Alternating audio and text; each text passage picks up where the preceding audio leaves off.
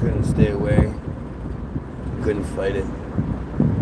I'd hoped you'd feel the same, and then you'd be reminded of, for me, it isn't over again. Never mind. You'll find someone like me. Not. You'll never find someone like me. I'm the fucking best.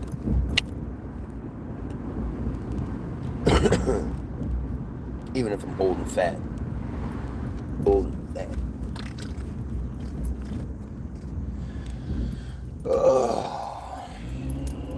So, I'm going to do a real deep dive into Henry Ford. Because I don't think it does that, obviously. I want to look up the book. The book that he made to tell us the truth. Bought his own. Bought an entire newspaper just so he could tell the truth, because nobody would listen. And I think that's pretty special. Let's see.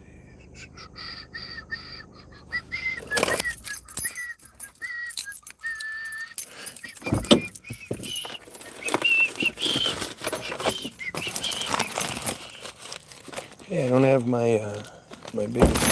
So I was doing something really interesting. I basically proved that there's something else going on in my house. Oh shit! The fact is, the signal that the bubble that's around my house, whatever is going on, is interesting, to say the least. It's scary. Because I went to the store. I thought they opened at 8:30. They opened at 9. So I goes to the store. And it's not open. So I decided, instead of driving home, I'm going to just wait it out. It's only 20 minutes or so. And so I decided to upload the rest of the TBG songs. Come on, let's go. Come on, let's go. Come on, let's go. Come on, let's go. There you go. Up you go. Okay. Decided to upload the rest of the songs, the catalog to my page here, and literally, like, I would click upload, and it.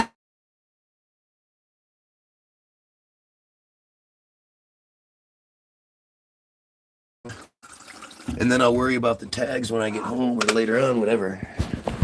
But some of those, the videos, they take sometimes half hour.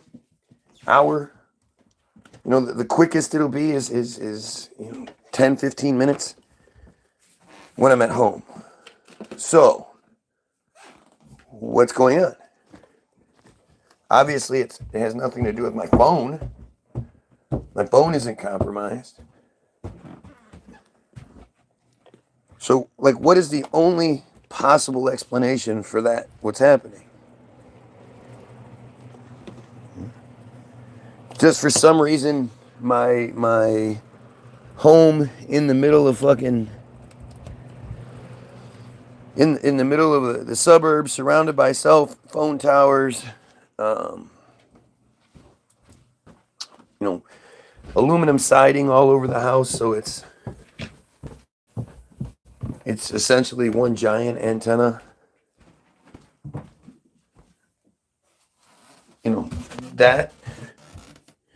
That is preventing my that has the harder time. I mean, seriously, shouldn't it be better inside the house? The big giant antenna that's created. Look at, there you go. Just a little insult to injury. They throw a little Well, see, the whole American patriot thing is fucking ridiculous. And Henry Ford was definitely had his hang-ups. You know, it's always in the biggest truthers, the people, especially the people that talk about them like he did, still fall for their best weapon, which is Christianity. You know, which is you worshiping a Jewish guy called Jesus as your ultimate savior. Like that's just ridiculous to me. And I can't help but wonder, like, what stopped Henry Ford from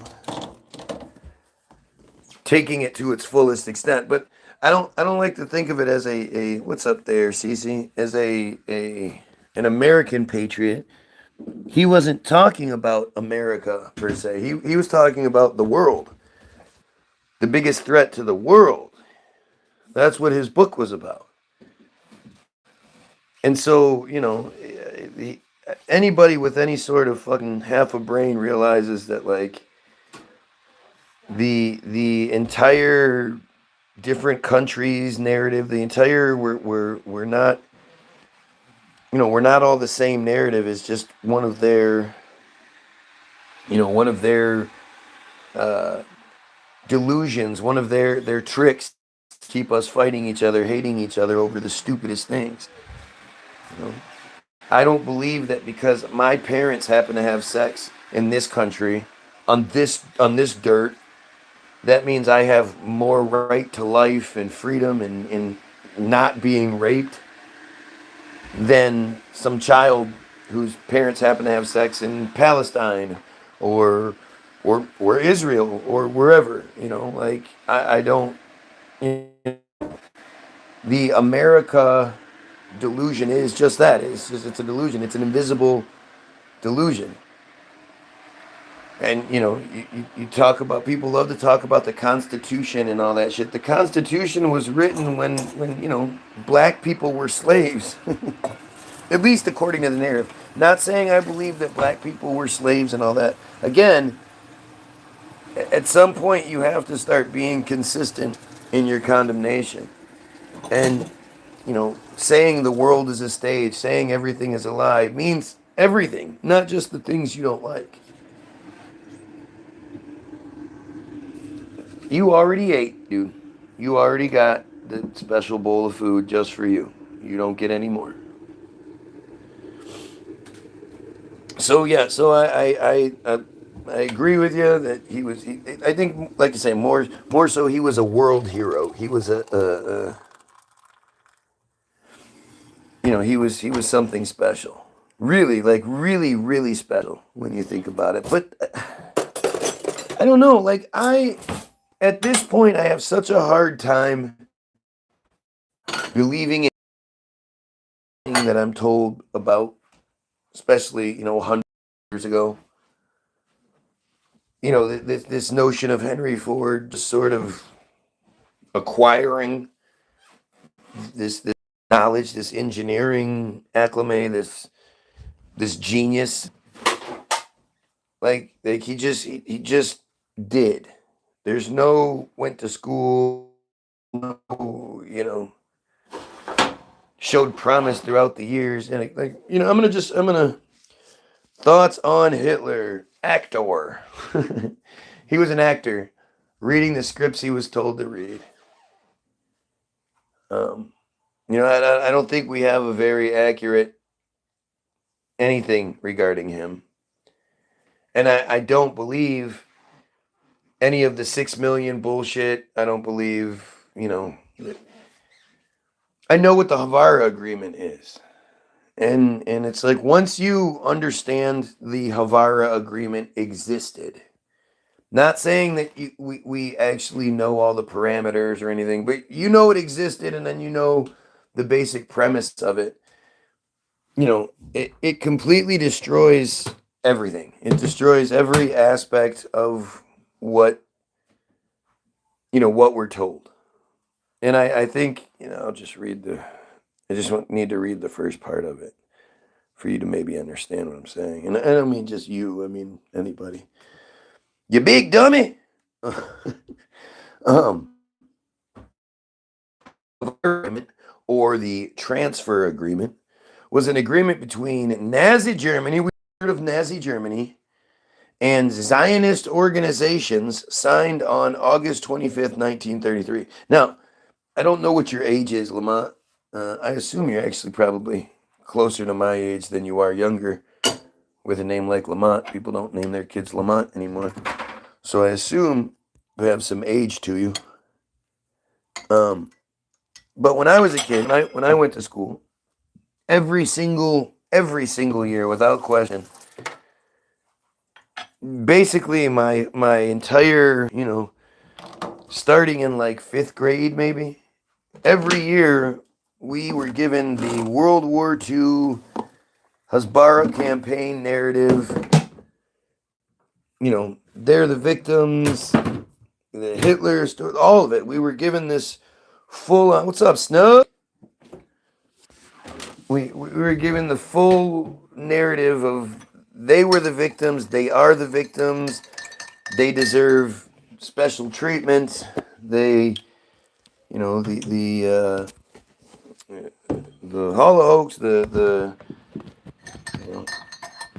Semitism that they require, that they demand, is justified by 6 million yada yada yada. Right? I heard all that shit every single fucking year, bombarded. I wouldn't get my paycheck. I wouldn't pass school and get my good grades so that I was allowed to play my paycheck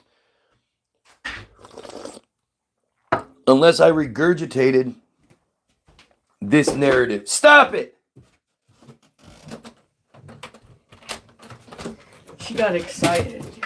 I guess so. Because usually I do this a lot, especially because when I know the door is open. Lock it. When it's not locked and she starts going pee, I run away from her and go to the door and she chases after me. That's what's funny. You the man. Oh, yeah. What's up? When are you going to report Rosie's mom?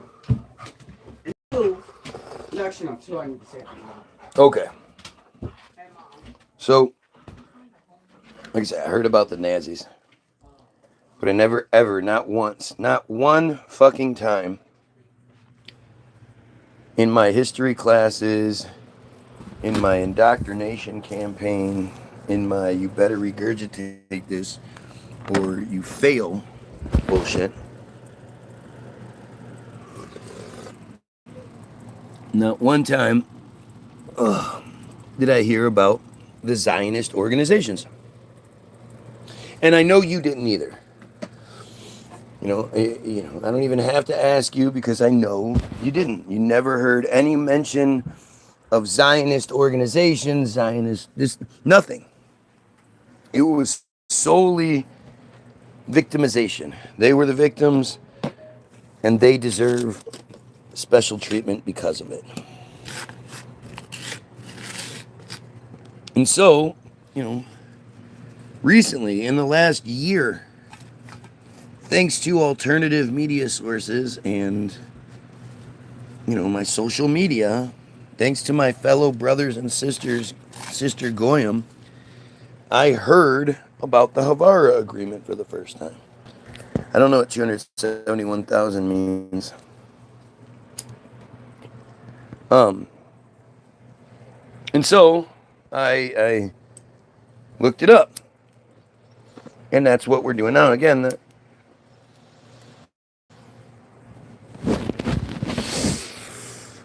the agreement was finalized after 3 months of talks by the Zionist Federation of Germany. Never heard anyone mention that. The Anglo-Palestine Bank under the directive of the Jewish Agency. Never heard anyone mention that. And the economic authorities of Nazi Germany. Oh, I heard lots of Nazi Germany. It was the major factor in making possible the migration of approximately 60,000 German Jews to Palestine between 33 and 39. Huh.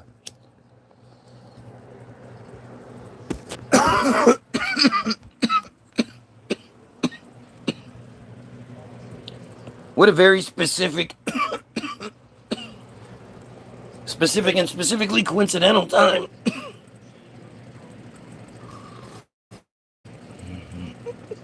Because the one thing I learned in school all over and over again was that Israel was created because of the World War, because of the Holocaust.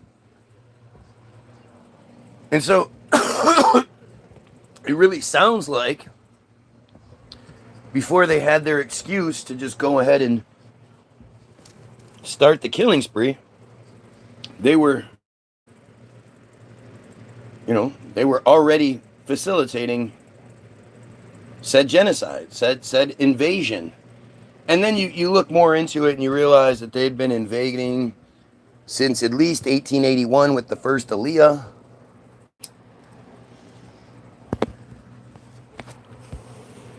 It's really crazy. And as always, I encourage you guys to look at the comment section, right? Look at what comes my way. Look how many Jewish people are in my comment section to begin with. They make up 0.183% of the world's population. So if you apply those numbers here, for every one of them that's here, I should have at least 500 to 550 people watching for 0.183% of the world's population to, for it to balance out, for it to make sense. For them to be here organically and not be here because they've been sent to be here. But how many of you heard your school talk about the Havara Agreement? I mean, again, I don't even have to get. I know none of you did. None of you did. No one ever heard of the Havara Agreement. Not at school, at least. Belch.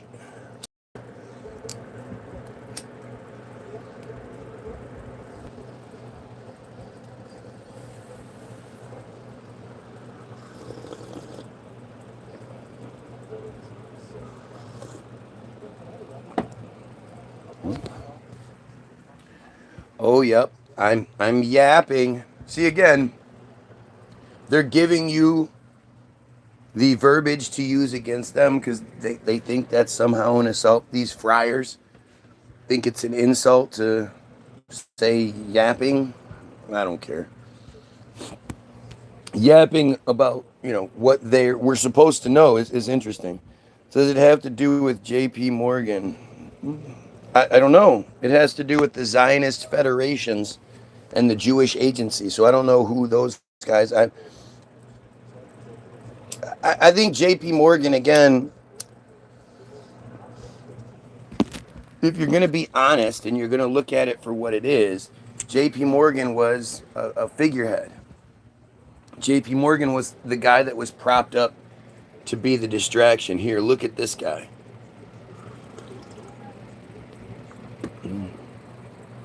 Look. If you're looking at this guy, if we give you the guy to look at, you're not going to look any deeper. And the reality is, the string pullers are well, the Rothschilds for sure. So, I don't know where J.P. Morgan fits in with the Rothschilds, but it's the Rothschilds that pull the strings. And then the string pullers of the Rothschilds are people we don't fucking know, right? They keep that part, that part secret.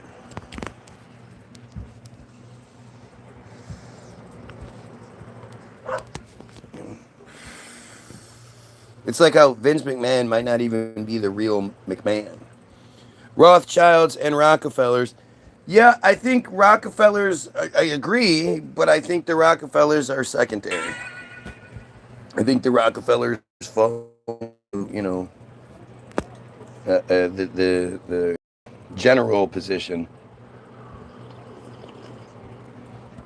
in the hierarchy, and the Warburgs, and a few of these other families the 13 families or whatever.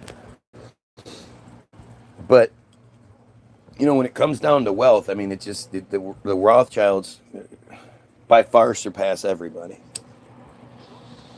and we don't even know. And pretty much the Rothschild or the Rockefellers are just an extension of the Rothschilds, right?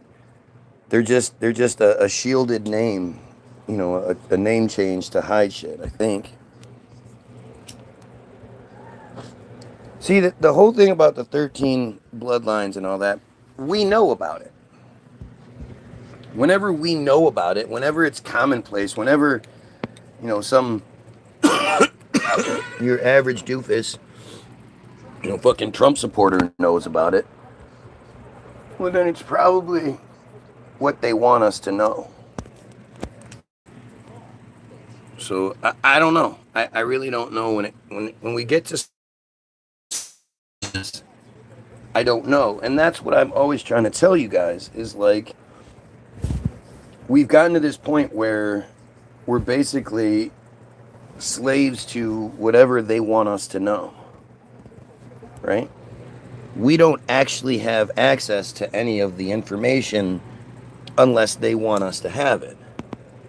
So we could sit here and argue about who the top dog is or who this, that, who that, but we're only doing what they want us to know or what they want us to do.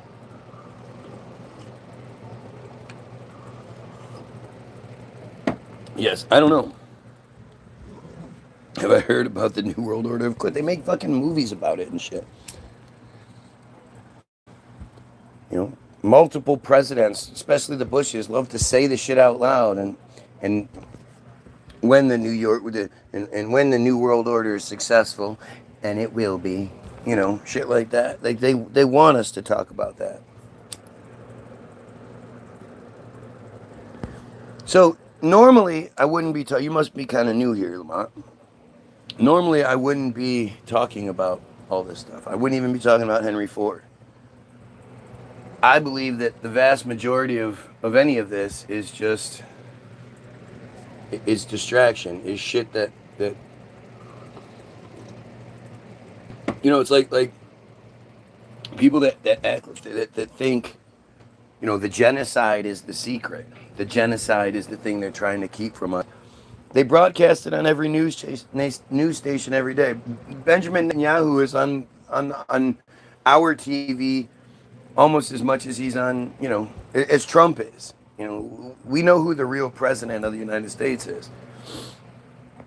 And so obviously they want us talking about the genocide right now.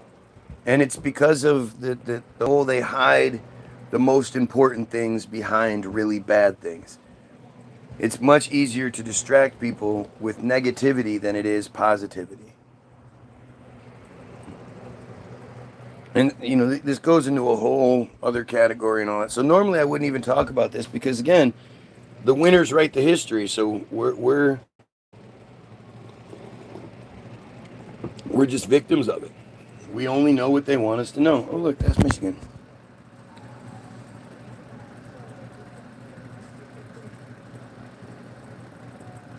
I'm sure that's Michigan.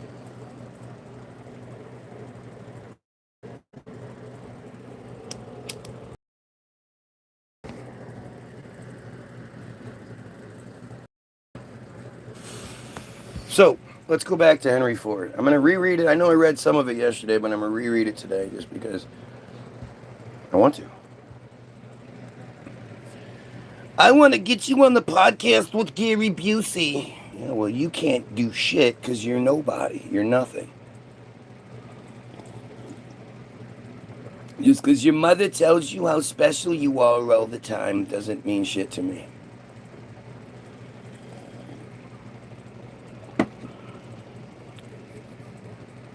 This dude is just driving through people's shit. It's amazing.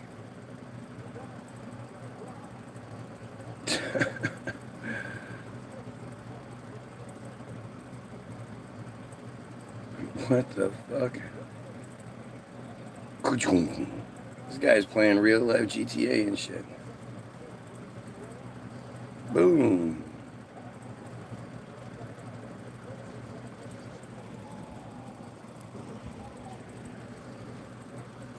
But he missed it. Nice driving there. Oh, he got the wheel. He got something with it. He's got a piece of the fence sticking out.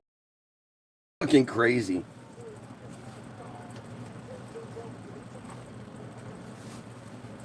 What the fuck? I think this is Michigan. Dude, he's trying to swerve into people and shit.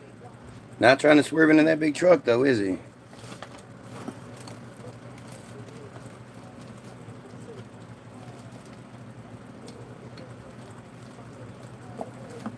Like, why does this guy think he's going to get away?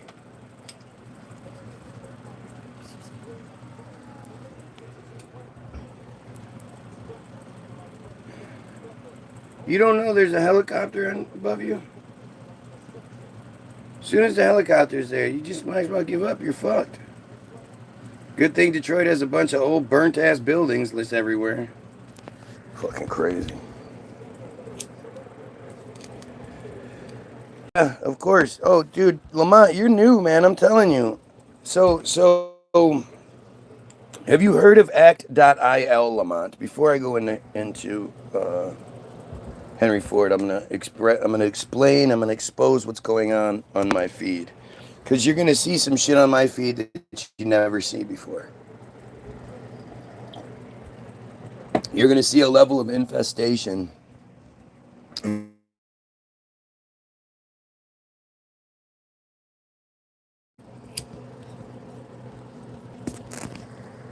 But it's very easy to answer, right? So they acknowledge that they're here. And again, if there's three of them here, I should have 1,500, 2,000 fucking viewers to account for just the natural, if just the idea that Jewish people just naturally stumbled across this feed. Now, every single one of them that's on here has been here before, right? They're completely obsessed with me. But this is what we're talking about, and it's called act.il. Look, it's all locked up, so it takes away the crybaby.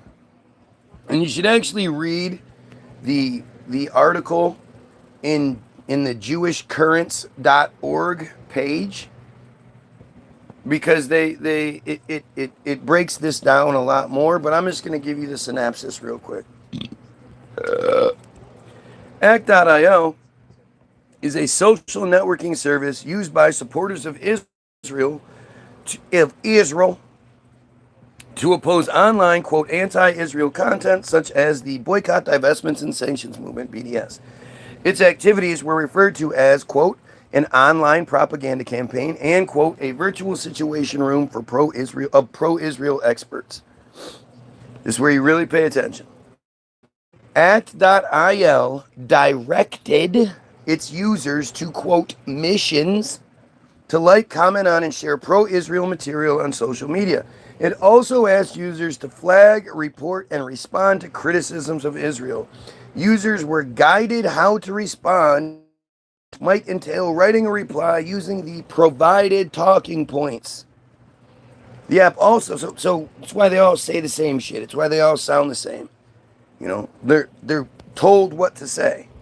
The app also provided users with ready-made memes promoting Israel's perspective for them to share. By completing missions, users earned points, unlocked badges, and had their scores displayed on leaderboards. Okay? So, I'm actually going to show you something interesting, too, before we go any further. So, today, I had a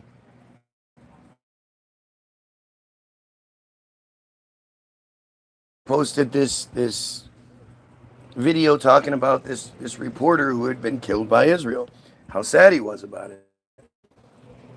And so, obviously, act.il style bots or soldiers, Hasbara soldiers, infiltrate his feed. And one of them posted something, and I was like, yeah, you Mishnah Nadav 5-4, metzitzia pay, soul correction, pedos, always out yourself. And so he responded with, you're going to be on your knees swallowing my load or some shit, like some gay shit. And I was like, wow, so your response to me calling you out is you expressing that you want a dude to blow you. Okay. So then I went to his page. This is him right here. Doron Chanovitz. And of course, his page is completely locked, can't push on anything. But the most interesting thing is, when I went to take a screenshot, that's what it said. This app does not allow screenshots. What app is he using that doesn't allow screenshots? Looks like he's using Facebook. The interaction took place on Facebook. I know Facebook allows screenshots. I took that using the secondary phone. Have you ever seen that? Have you ever seen Facebook tell you this app does not allow screenshots to be taken? What the fuck is he talking about? Hang on one second.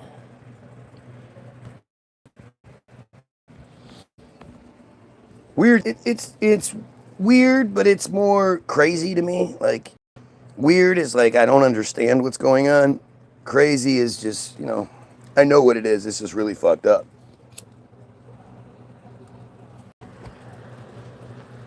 And of course, there's a whole interaction. I took so I could take screenshots of him commenting on Guy Christensen's feed. I could take screenshots of all the interaction that him and I had, but I just couldn't go to his page and take a screenshot of it.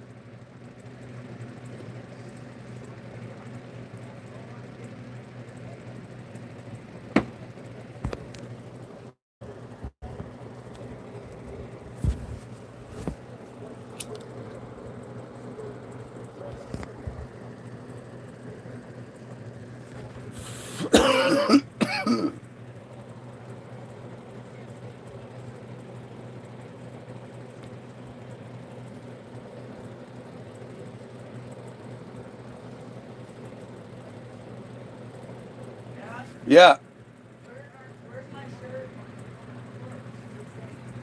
I don't know. Oh, on the couch. On the couch.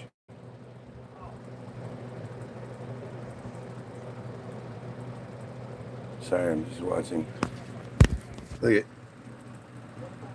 this is a picture of this guy who bombed the subway, but to me, you look at that subway. We built that in 1904, huh? However many hundreds of feet they are below the surface. I felt like I've been followed by Mossad before in LA. Yeah, well.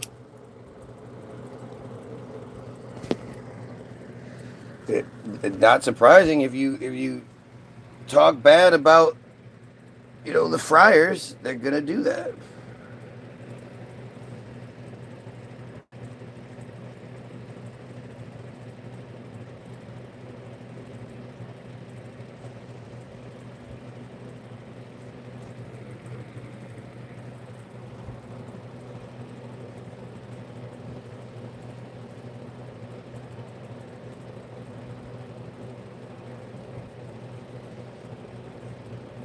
Wow, this is crazy. This is a crazy fucking...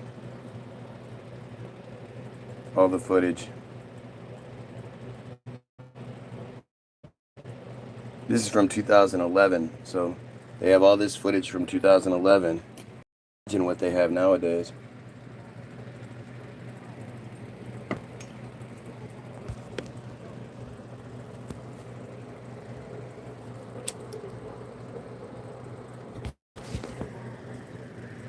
The bomber sure looked Israeli to me, but I'm sure he was a Muslim terrorist instead.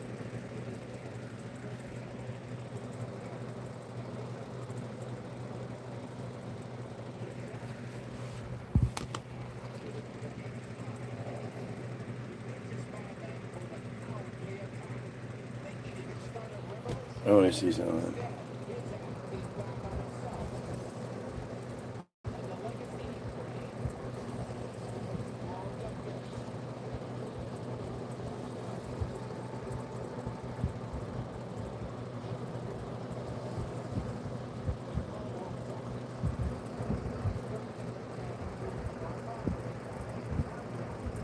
Minsk. I think that's it. The 2011 Minsk metro bombing. Place on April 11, 2011. 15 people were killed and 315 injured when a bomb exploded within the Minsk Minsk Metro, Belarus. The explosion happened at the central, KASTRYCHNITSKAYA station.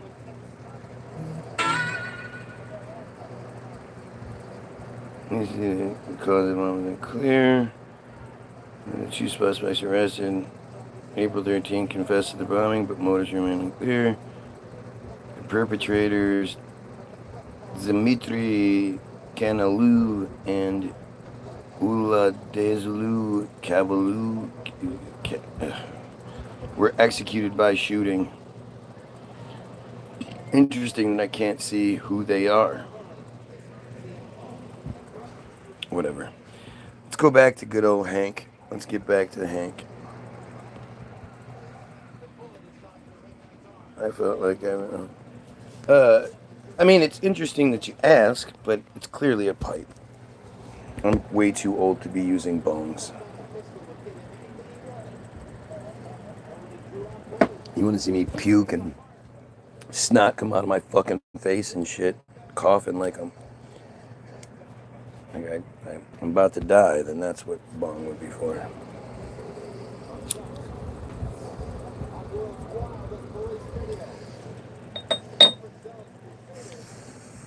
So, we're gonna really kick ass here. Just give me a second.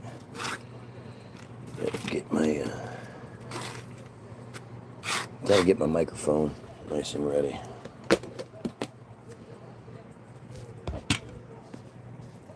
While we're waiting, we can listen to some to bejizzle. And I'm gonna start with the best one that I'm in the mood for the groove. Trust me, we're gonna be talking about Henry Ford in a second. You just gotta get ready. Hey, yo, I'd like to make 6 million pizzas. How long do you think it would take? It's as ridiculous as their metzitzia to think I could successfully make 6 million of anything. Stories are all that one has if they tell you that someone can make 6 million of something less. And look into their eyes while you ask for an answer to the simplest question. If the narrative lost in the math is the truth, just the winner's invention, making lies just another extension, bridging the gaps of illusion, keeping our class in detention ensures a constant state.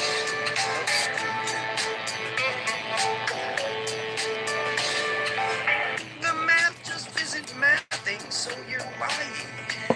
You act just like you're grasping bottled lightning. While the last ones who are laughing push the piping, attacking anyone who's asking or denying.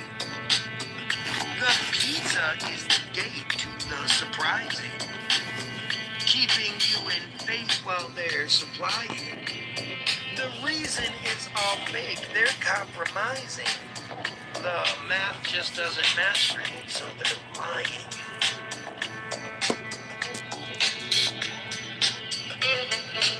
Let's just go by the numbers. Awaken from your slumber like mushrooms to a plumber. You need to grow up. You know you would like lumber. Just wicked smart. The juice You're taking bong rips. You must be. Well, here, I thought you were my age. Let's just get back to what I was trying to figure out. Their story's so corrupt, it should only be adults. Cooking a pizza Man, takes about 5 minutes. the way we used to smoke in Cali, such a different way than smoking here. Pass the bong with the full bong load.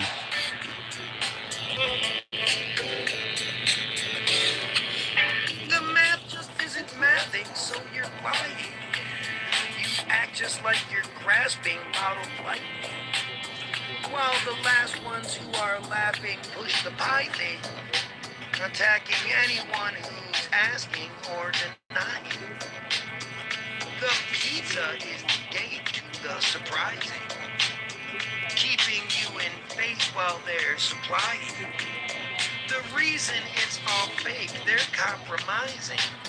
The math just doesn't match right, so they're lying. So if if I ended up 16? You just 16, Lamont? Holy shit. would you say it's lies and cheating if I said I did That's them such a, like, just for it's you? so, like, inspirational. Is Right? 4,000 To see a guy who's 16 wisely called absurd?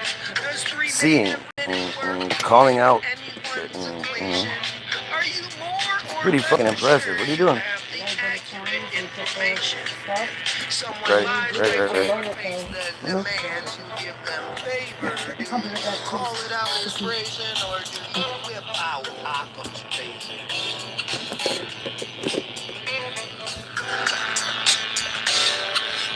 This is just about pizza and math. I don't know why anybody would think there's anything more going on here. Come on, it's just pizza and math. You know, whatever gates you go through to get your answers, that's on you. But TBG is just talking about pizza and math. TBG. Oh, the new generation cannot get brainwashed by the president. Well, it's different. And that's what we're seeing right now. We're seeing your generation. Sorry, I got distracted by my wife. The most amazing shit is looking at this next generation, not believing it, not buying it. The toothpaste is out of the tube, and they're not going to put it back in. You know, your generation is so much smarter than any generation before you. At 16, to have the access to the information that you have on your own terms, like it's just fascinating. And you're seeing it with like the campus protests and shit, the BDS protests and all that. They're happening every day.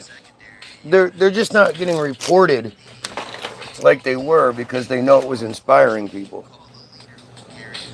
But they're terrified. They know the next generation just isn't falling for that bullshit. Don't forget to grab your free download, www.the-bilderberg-group.com. It's the first link in the description, or it's just the previous ones. Go look. You can also check out our videos on, the videos have all been uploaded to YouTube, so that's pretty cool. But music is the most powerful of weapons. If the next generation can get TBG, they're going to be like, oh shit. Something that's actually saying what needs to be said clearly and cleverly. But the next generation is the best. This dude's 16 and smart enough to call it all out. Because, well, one, they're not given that every year lesson. You know, what do you even learn about World War II at 16? What do they teach the kids when it comes to World War II? Nothing. It's like a 2-day pay. You know, World War II happened. The friars are the victims. It was really bad. Let's move past it. Because they just know. The last thing they need is a bunch of 16-year-olds stumbling across my feed.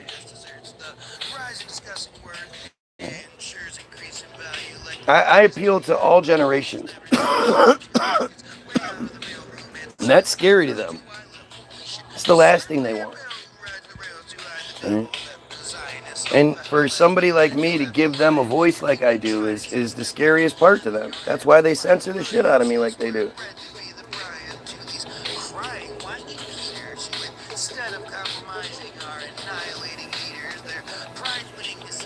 Anyway, back to Hank.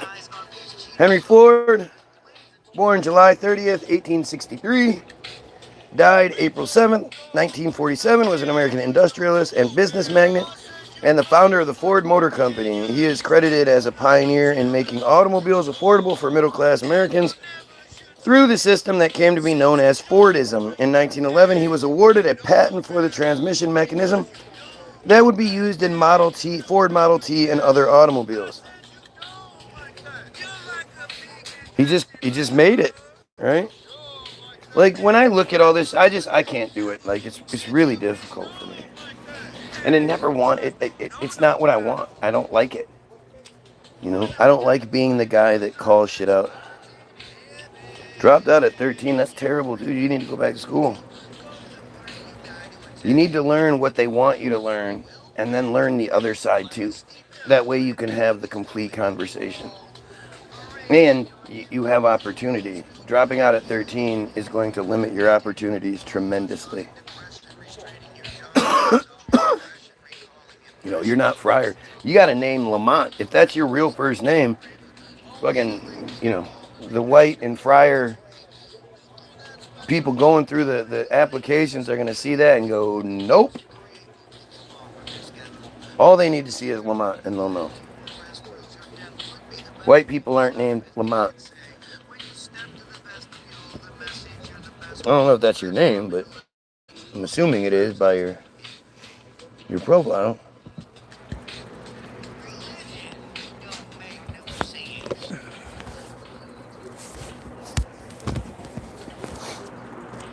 Well, school is extremely necessary in for multiple reasons. It's good for you to learn the brainwash. You have to learn what's used against you and what, you know, 95% of Americans think and believe. You have to be able to speak to them on their level so then you can bring them to your level.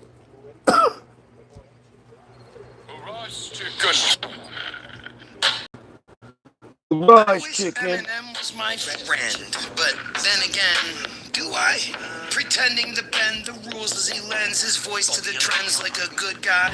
A government hood spy claiming he would die before we endure any more of what could fly by is the same old, same nothing raps. He mainly attacks brainless dingbats, but it's all in the family, his vanity cracks. Handed these facts, the fantasy asks if I am wrong, do a song about Israeli brats who keep killing blacks, the original Jews. You say that you hate that and that you'll so you are white. the clues show you the ruse, but your red and white blues prove that you're paid for. You're just a caboose, and if I had your shoes, I'd step up and use the truth to remain poor, since I always say more with my stupid poetry than you've ever displayed. Your ruthless and greed looks for the opening, pushing the hopeless brings all the distraction. Your actions are so fucking Todd Ed.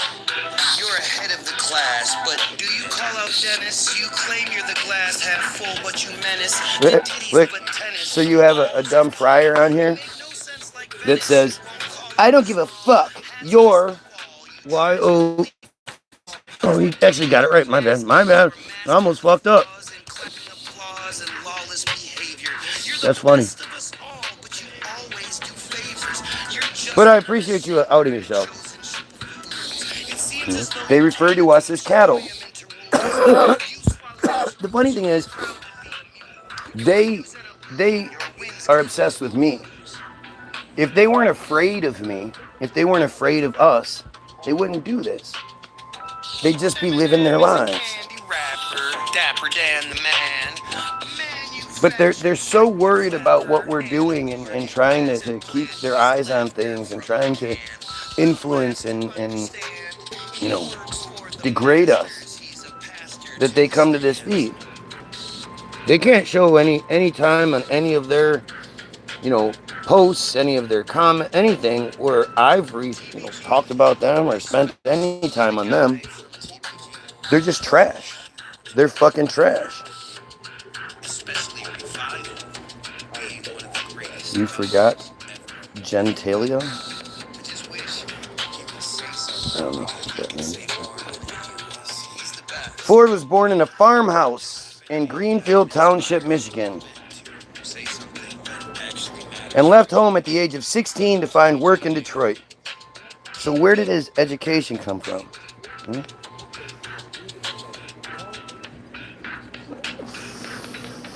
Yeah, I'm sure he would.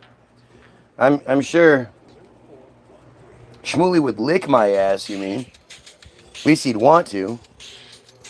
That dude is fucking as much of a predator as possible, so he doesn't care if it's men or women. And most of them are pretty gay. They just don't want it. They, it's quiet. It's closeted shit. A friend with breasts and all the rest. A friend indeed, a friend indeed, a friend called Jesus. It was a few years before this time that Ford first experienced automobiles, and throughout the latter half of the 1880s, he began repairing and later constructing engines, and through the 1890s worked with a division of Edison Electric. He founded the Ford Motor Company in 1903 after prior failures in business, but was successful in constructing automobiles. Gotta love these polymaths, man. Oh, Lamont, don't engage. I mean, you can do what you want, but understand you're talking to a Jewish person from act.il. Remember the thing I read earlier about how they get the points and they get, the badges and all that shit? I don't think I read that, though, actually. Wait a second. Did I finish that? No, I didn't.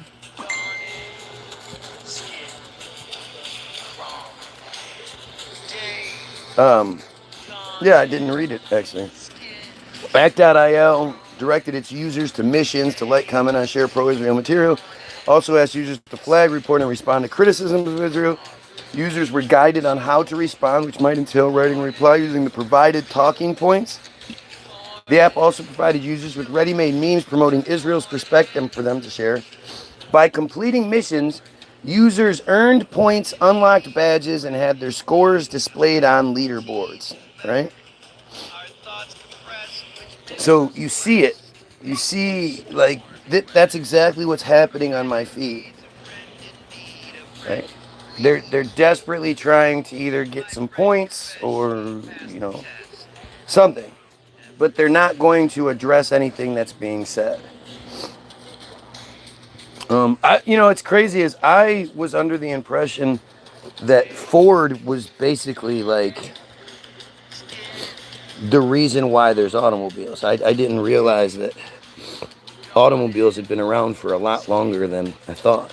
And what actually got me here was the San Francisco earthquake, strangely enough. 1906 San Francisco earthquake. Because I was looking at the footage of it. So there's this really famous video of somebody just going down the street 4 days before the earthquake, just showing you this impossible Tartaria world that we lived in, that 1906 San Francisco was. Fucking possible. It's like you see all the different vehicles and you see the buildings and you see all these different things that 1906 San Francisco, what the fuck are you talking about? Like how? I had no idea. And then 4 days later, the earthquake happens or whatever, and then somebody, that same person, goes down the same street and films the aftermath of the earthquake, even though it's fucking, it's clearly a destruction campaign took place there. Who knows what the fuck that actually was.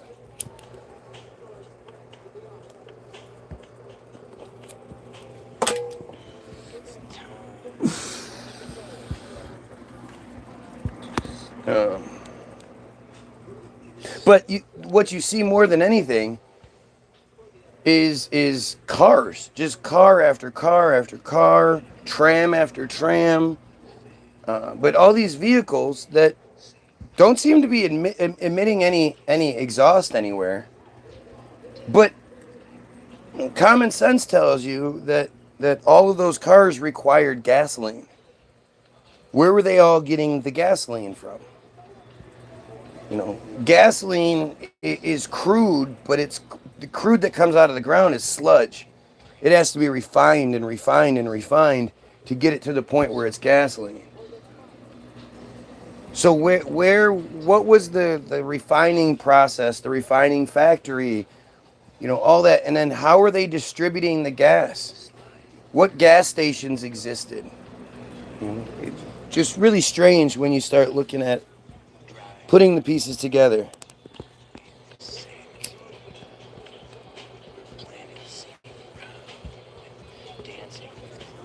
I never understand why people think they know anything about my weed or your weed or whatever.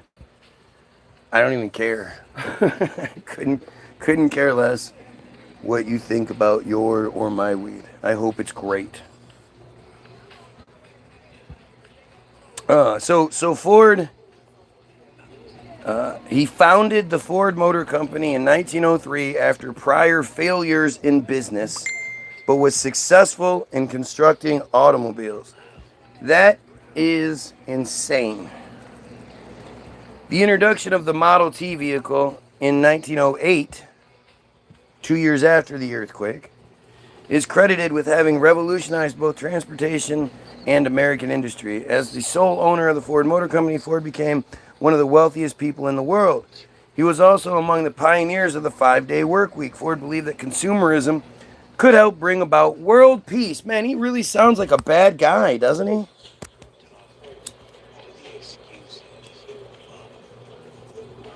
Trying to bring about world peace.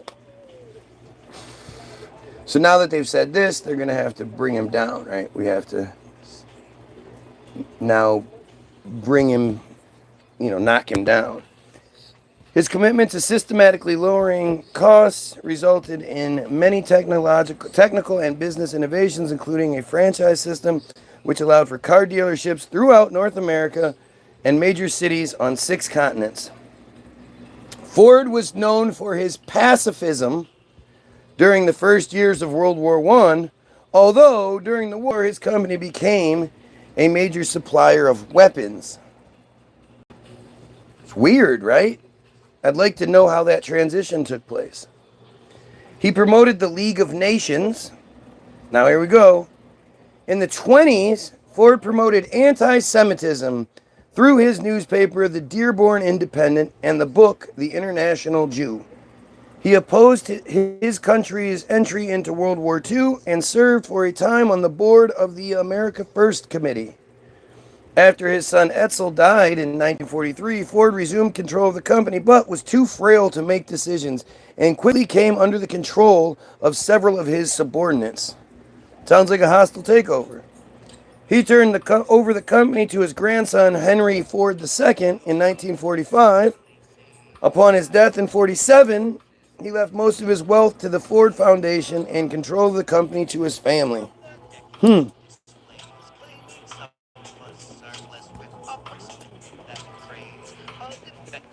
So this is interesting because you look at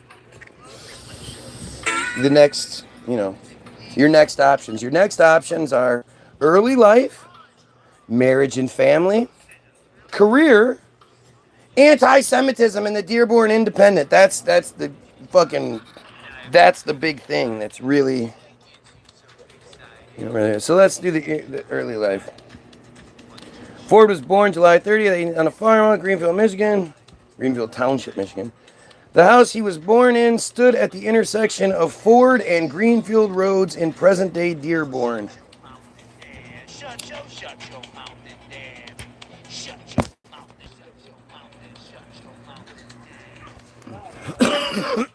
I'm trying to think of where that is. I mean, I know the area well. Ford Road in Greenfield.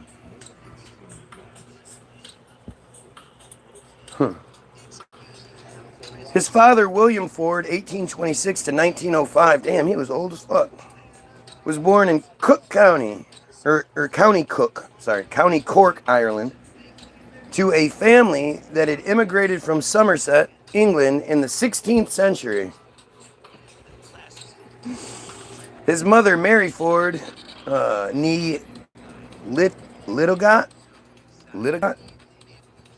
1839 to 1876, well, she was fucking young, was born in Michigan as the youngest child of Belgian immigrants. She was 13 years younger than her husband.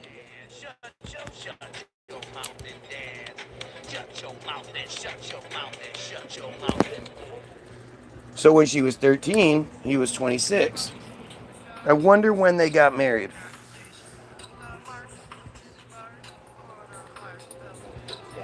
Her parents died when she was a child, and she was adopted by neighbors, the O'Hearns.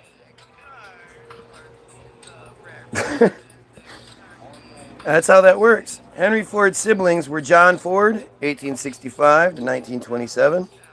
Margaret Ford, 1867 to 1960. God damn. Jane Ford, 1869 to 1906. William Ford, 1871 to 1959. And Robert Ford, 1873 to 1934. Ford finished 8th grade at a one-room school, Springwells Middle School. He never attended high school. He later took a bookkeeping course at a commercial school.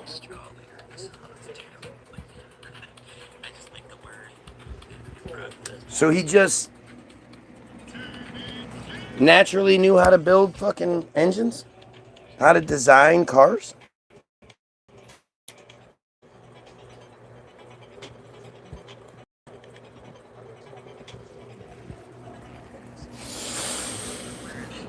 What an interesting twist to the story, huh? So where was he educated? His father gave him a pocket watch. Ooh, this is a famous movie trope here. Which, when he was 12, that's a part of the story. His father gave him a pocket watch at 12. At 15, Ford dismantled and reassembled the timepieces of friends and neighbors dozens of times, gaining the reputation of a watch repairman. At 20, Ford walked 4 miles to their Episcopal church every Sunday.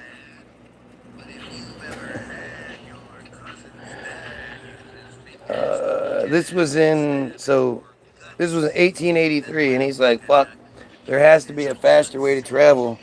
I mean, I could be traveling on a horse and shit, or, by kid, but I'm going to walk. Oh, you gotta be fucking kidding me.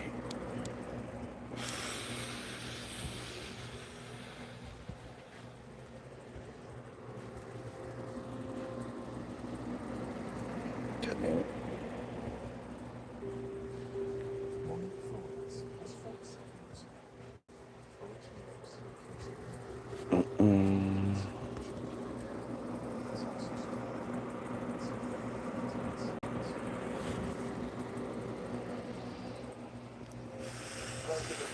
It's Julie Swetnick. Is that where we were? I don't know.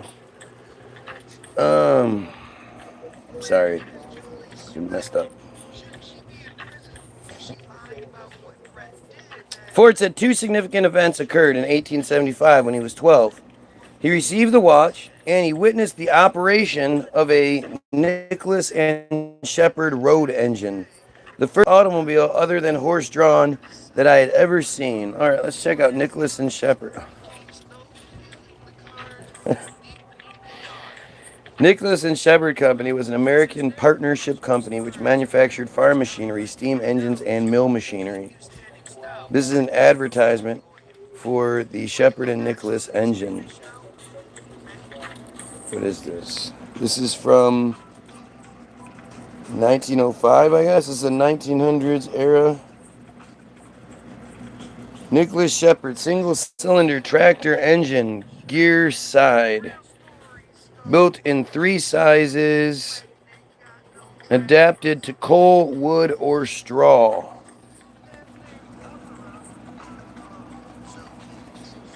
This is one of those ones that we saw before, and we're just like...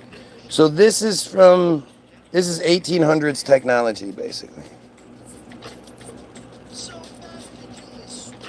I mean, we tend to think, initially, look at how old that looks. But that is fucking incredible. You can't... The machinery involved here, all the mechanics involved, the gears, all having to work together, the chains, all this shit.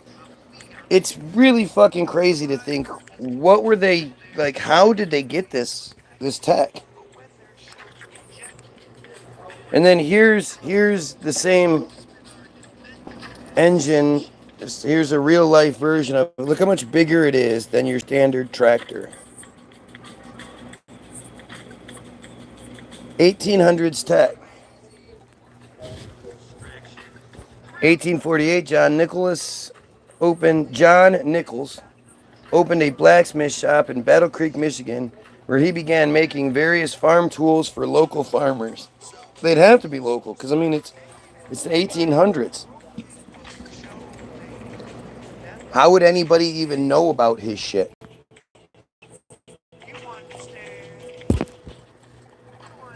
He's not going to have like a, I know they love to say these are the catalog days, where but just think about this idea of the catalog. Guy in California reads about this big giant fucking thing and then they ship it over to him somehow. He built the first thresher separator in 1852. Sure he did. The business was successful, so in the 1850s he joined with David Shepard to form a partnership known as Nichols, Shepard and Company, which manufactured farm machinery, steam engines, and mill machinery. The first thresher separator of small grains, largely white wheat and oats, was developed in about 1831 by the Pitts brothers, Hiram and John Pitts of Buffalo, New York. Hiram and John. Interesting how that always works out, huh? However, this early thresher, called the groundhog, was quite unlike the conventional thresher separators that developed since that time. For instance, the groundhog separating unit was largely a slatted apron which pulled the grain across the screen. John Nichols and David Shepard realized that the apron-style separator was not a technology that was going to work. Consequently, in 1857, the Nichols and Shepard Company developed the first vibrator separating unit for the small grain thresher. The vibrator style of separators soon became universally adopted by all other thresher separator manufacturers. The Nichols and Shepard Company received a patent from the United States government for their vibrator grain separator on January 7th, 1862. You know, the 1862s, the government had that really good bookkeeping skills, keeping track of all different inventions all over the country and patents and all that good shit, right?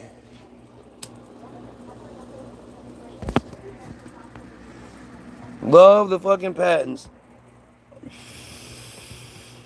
Look at these dumbass comments, man. It's fucking crazy. Doesn't matter. They're just mad. You just need to stop talking about this stuff. Stop. Stop teaching. Stop reading what we want people to know, because everything on Wikipedia is balanced and Zionist in nature. So this you should be happy I'm reading this. The company also obtained a number of other patents for other advances in the thresher separator technology for original improvements in steam engine traction technology. During the 1920s, the Nichols and Shepard Company developed a successfully functioning corn picker. In 1929, the Nichols and Shepard Company was acquired by the Oliver Farm Equipment Company. Thus, the corn picker became the direct ancestor of the Oliver corn picker. And that's all you get. That's literally it. That's, C also is my next option, and that's Oliver Farm Equipment Company. That's it. Nichols and Shepard, the guy the company that manufactured that big fucking monster that influenced Henry Ford. Well, that's that. Ford was devastated when his mother died in 1876. His father expected him to take over the family farm eventually, but he despised farm work. He later wrote, "I never had any particular love for the farm. It was the mother on the farm I loved." It was the mother on the farm I loved. It's a weird fucking way to speak. In 1879, Ford left home to work as an apprentice machinist in Detroit First with James F. Flower and Brothers, and later with the Detroit Dry Dock Company. Dry Dock Company. Don't worry. Here's a picture. The Detroit Dry Dock number 2, now filled with water. In the foreground, the engine works complex is in the background. Image was taken previous to the redevelopment of the building, so none of this exists anymore. Fucking A, man. Never get any pictures of any of that. Or never get any explanation of any of that shit. Dry Dock Company consists of 6 interconnected buildings located at 180. Don't care. The Atwater Complex is also known as the Globe Trading Company Building. 2015 was opened by the Michigan Department of Resources as the Outdoor Adventure Center. The complex is significant as a historic maritime manufacturing facility. The earliest structure, an 1892 machine shop, is also significant as an early example of the industrial building entirely supported by its steel frame. Where'd that steel come from? But using traditional brick and standard windows to infill the curtain walls. The complex was listed on the National Register of Historic Places in 2009. In 2012, the Department of Natural Resources received funding for historic redevelopment of the complex along the city's East Riverfront Promenade. The history. The Dry Dock Engine Works Detroit Dry Dock Company Complex. Wow. That's a fucking name. Includes pieces of 2 once independent companies, the Dry Dock Engine Works and the Detroit Dry Dock Company, which merged in 1899. Detroit Dry Dock Yard in the background and Dry Dock Engine Works building, including the Dry Hotel in the center, 1864. None of these structures in this engraving survived. 1864. They made an engraving of it.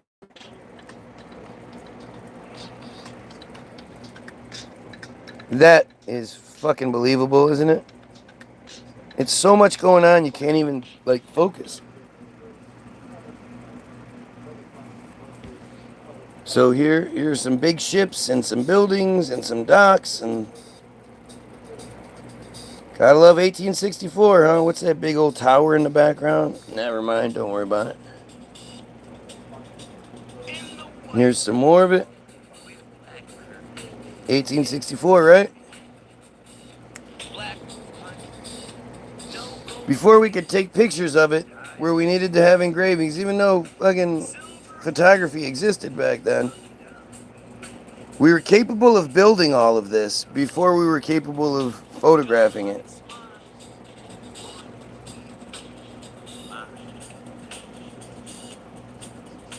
It's fucking insane.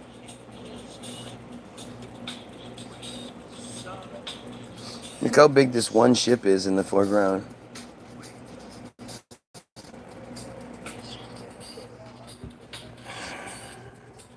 In the 1840s, Captain Stephen R. Kirby began shipbuilding firm in Cleveland, Ohio.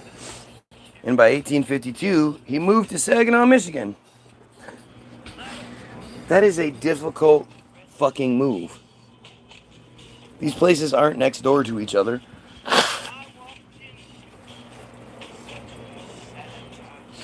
Do you not understand how fucking silly this is?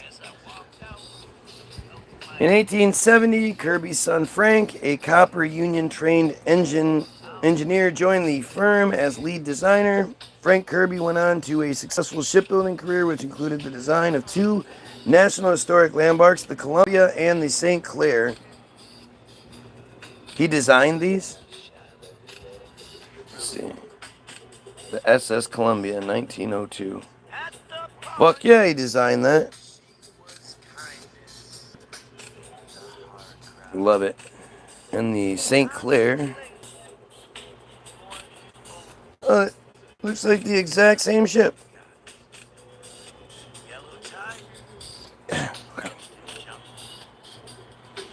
endless supply of coal we had back then. Never actually learned where it came from or anything, but that's okay. In 1872, the Kirby's firm purchased a shipyard in Wyandotte, Michigan. In 1852, Campbell, Wolverton and Company opened a ship repair yard on the Detroit River at the foot of Orleans Street. Firm, now known with the addition of John Owen as president, as Campbell and Owen constructed a 260-foot dry dock in the same location. They constructed their first steamship in 1867. In 1887, Campbell and Owens reorganized, changing its name to the Detroit Dry Dock Company. At about the same time, Detroit Dry Dock purchased the Kirby's Wyandotte shipbuilding firm. Also in the late 1870s, railroad and shipping magnate James McMillan became interested in shipbuilding because, of course, he did. He wasn't busy enough with the railroads, right? There wasn't enough going on to keep his attention. Purchasing shares in Detroit Dry Dock. By 1890, McMillan was president of the company, and by 1892 was also president of the nearby Dry Dock Engine Works. In 1884, the Dry Dock Company built the package freighters Albany. Let's see what Albany looks like.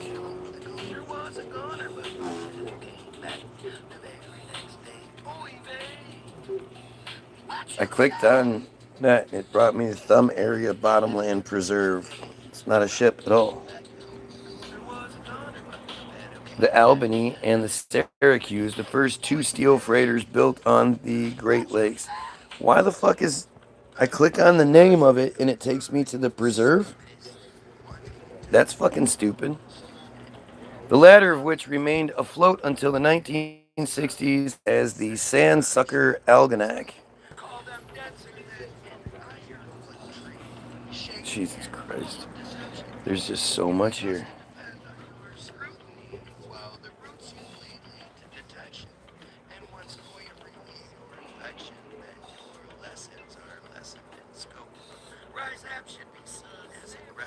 I'm done.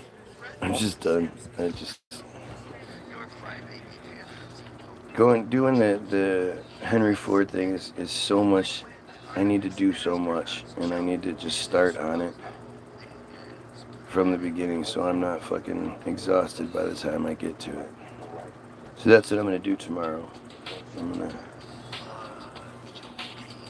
gonna do that.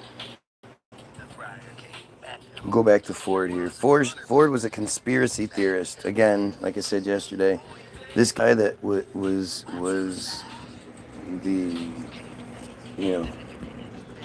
the reason why we have today, basically, the designer of airplanes and revolutionized the work, changed the work week. And the first assembly lines and these factories and all that. And we don't like to talk about how those factories were built.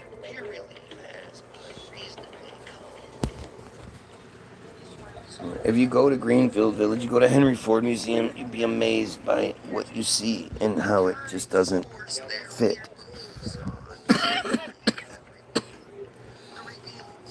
So, Ford was a conspiracy theorist who drew on long tradition of false allegations against Jews. Isn't it amazing how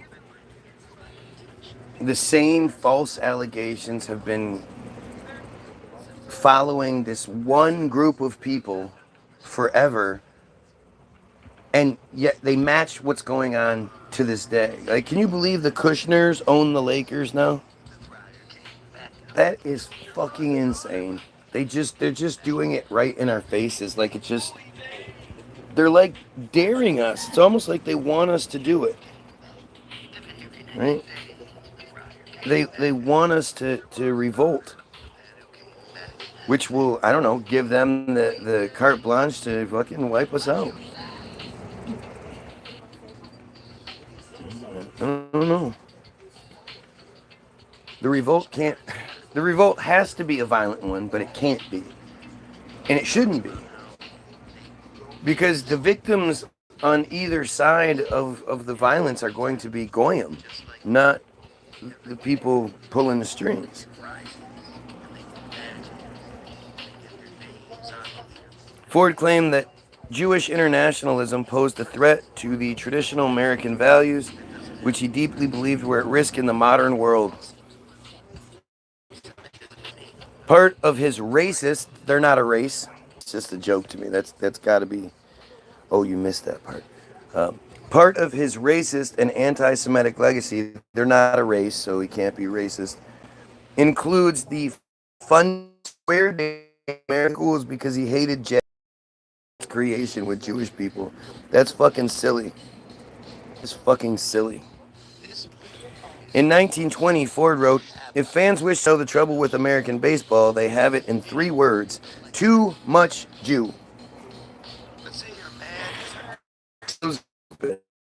In 1918, Ford purchased his hometown newspaper, the Dearborn Independent.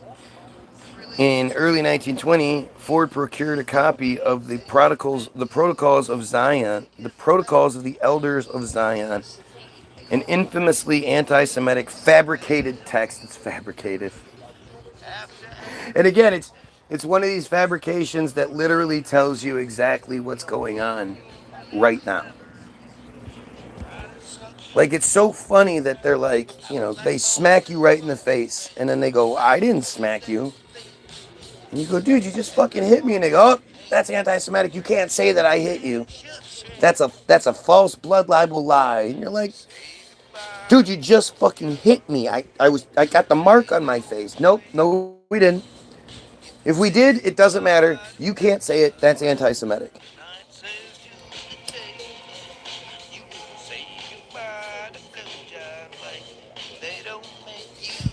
It's just shocking how brazen they are with all of this. Later, he instructed the editors of the Independent to adapt the material in the Protocols to appeal to American audiences. Later in 1920, Ford's paper began publishing a series of articles in the paper, claiming a vast Jewish conspiracy was affecting America. What do you think? What do you think Ford would think today? You think he would have been like, "See, I told you"?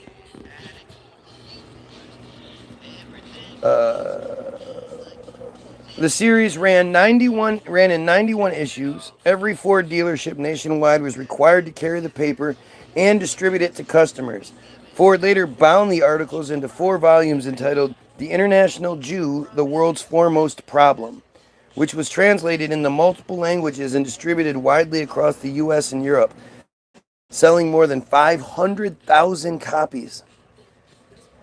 Seemed like it had some appeal to it. That makes it a big-time bestseller.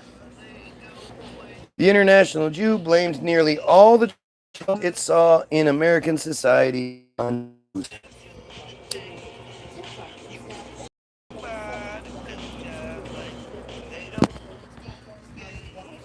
Maybe they'll provide some sort of example of what was claimed and then how it was wrong, but I doubt it.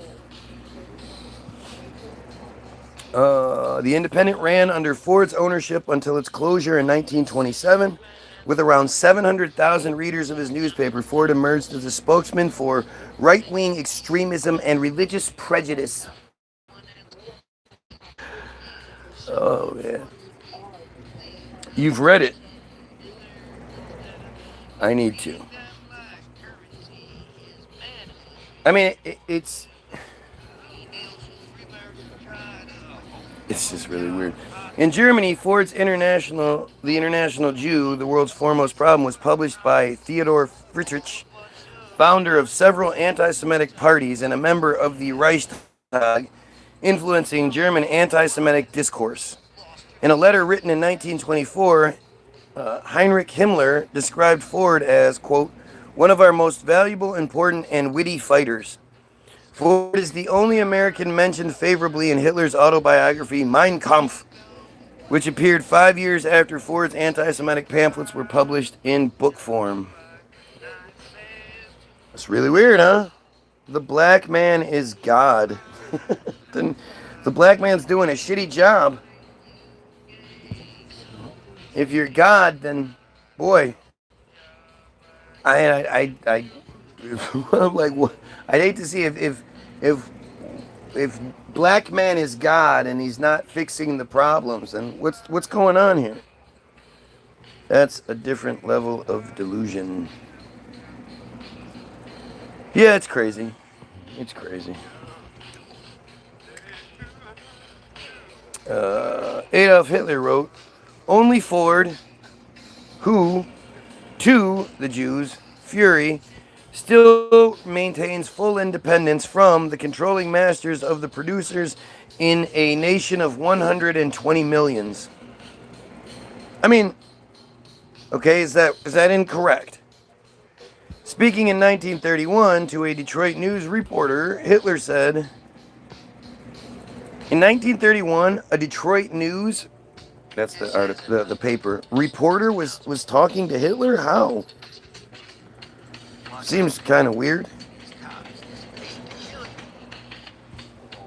Why are we talking about Hitler? Why shouldn't we?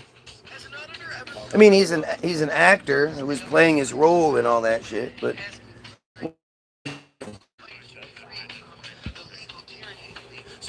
does it make you want to cry? I'm crying.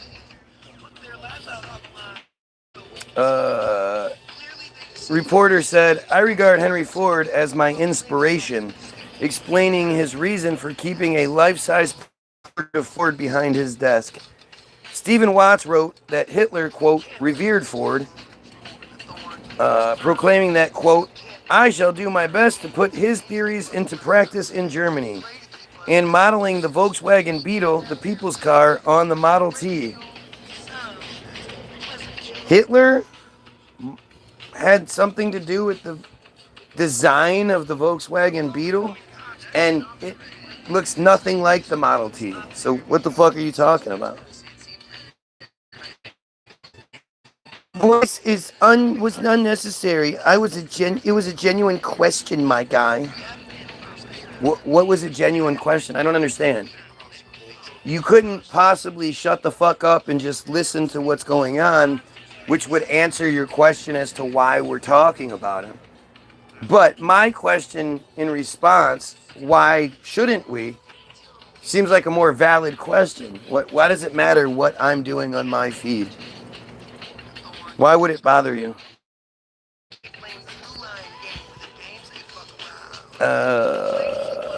Which was designed by members of the Austrian German Porsche family of Porsche's family of sports car makers. I thought it was Porsche. My mom told me it was Porsche. She owned a Porsche. So she said, well, her boyfriend, my stepdad, he owned one, and she would say, it's Porsche, and anybody that says Porsche is wrong. So I've been saying that for years. I watched Market Movers video yesterday, and they brought it up twice, Porsche. I commented, it's not Porsche, it's Porsche, blah, blah, blah. Well, I looked it up. It's actually Porsche. I was wrong, and I'm sharing how I was wrong about something on here. I don't ever admit I'm wrong. Max Wallace has stated, history records that Adolf Hitler was an ardent anti-Semite before he ever read Ford's The International Jew. Historians say Hitler distributed Ford's books and articles throughout Germany, stoking the hatred that helped fuel the Holocaust. Isn't it weird, though, how, so if I distributed pamphlets that said Jewish people are turning into werewolves at nighttime and, coming into houses and stealing babies and all that, do you think that would take off? Do you think people would go, oh man, I agree with you and I'm going to change my opinion on things? Why did what was being said and being presented appeal so much?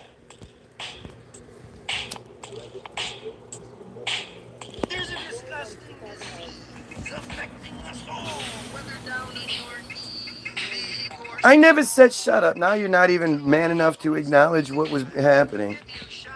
Obviously, it bothered you, which is why you said, why are we talking about this? Instead of shutting the fuck up and just listening and getting your answer. You see? I mean, come on. It's not this hard. No. Don't remember you. Sorry. I mean, yeah, I do. Hey, buddy, what's going on, bro? Don't forget to share the feed like you did last time. We had such a good time. Remember? You shared it. You got your free download, all that shit. Remember? Awesome. It was good times. I'm proudly antiseptic.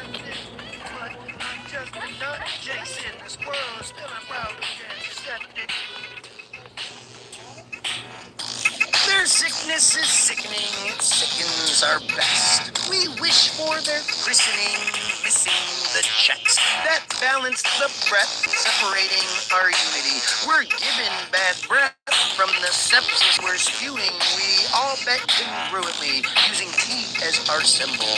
Awkwardly losing freedom, little sheeple. Claiming devils and free will both equally stupid, while their ceasefire sheep drills reveal how they do it. I just want to change the world. I'm proudly antiseptic. Saving every boy and girl. I'm proudly antiseptic. On February 1st, 1924, Ford received Kurt Leduc, a representative of Hitler, at his home, or at home. Ledecky was introduced to Ford by Siegfried Wagner,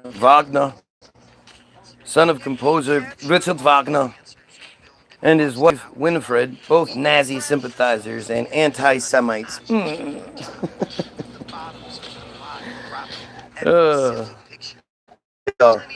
I can't play other people's music. Copywritten music gets your feed shut down. You tweak on people so often it's never mentioned. It's never memorable. You tweak on people so often it's never memorable. You okay? There's a lot of you. Why? What, do you need me to remember you? Would it feel better for you if I already said I did? Remember, we had a good time.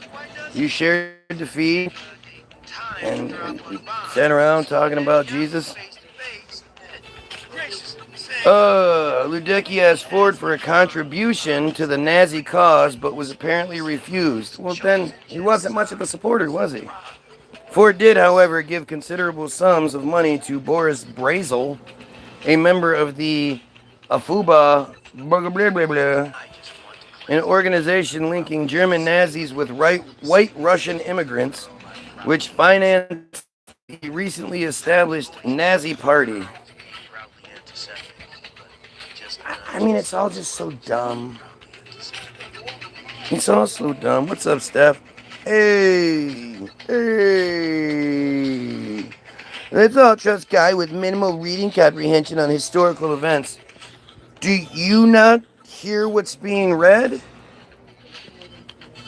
Looks like I was right about you, though, huh? Huh? You gonna deny that you're Jewish? Why don't you acknowledge that you're Jewish, and then we can understand why you're so upset? Yeah, I'll trust the guy that's reading us Wikipedia. He's making it up. Even though this is one of those can't be edited pages. But hey, it's all good. Ford's articles were denounced by the ADL, the Anti-Defamation League. While these articles explicitly condemn pogroms and violence against Jews, they blame the Jews themselves for provoking them. So again, it's like, don't do anything bad. Don't like be violent. Don't go out there and do what they do and hurt people. But let's acknowledge that this is what they do. Well, that's not acceptable. You're not supposed to tell people our secrets, Mr. Ford. What's wrong with you? We allowed you to do so well, and this is how you repay us. Oh, man.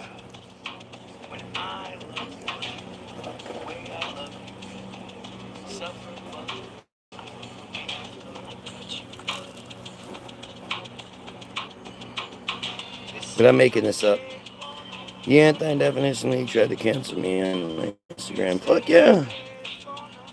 The Anti-Defamation League is everywhere.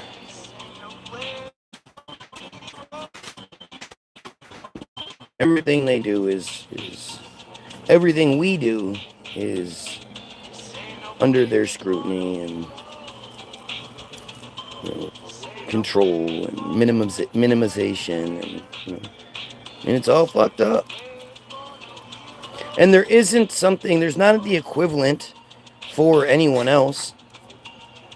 Like even shit like the NAACP and shit like that. They're not the same. They definitely don't have the same kind of power. It's an accomplishment. Yeah, it is an accomplishment. It's an accomplishment. Anytime you have a vowel. See, this is why school is important. Right? Because in these kinds of situations, you need to be the authority. You need to be the smartest one in the room. And when you're making basic mistakes like saying a accomplishment, it weakens your argument whether you mean it to or not. I mean, I'm sure you don't mean it to. But anytime there's a vowel, the next word starts with a vowel or an H for the most part, then it turns from an A to an and. So remember that. It's important. In my opinion, in my line of work, I believe it's important for us, the counter thinkers, the opposition to the system, to not give them easy layup wins. We don't want to make it so they can say, oh, look, this guy doesn't even know basic English. Why would anybody listen? Like that kind of shit.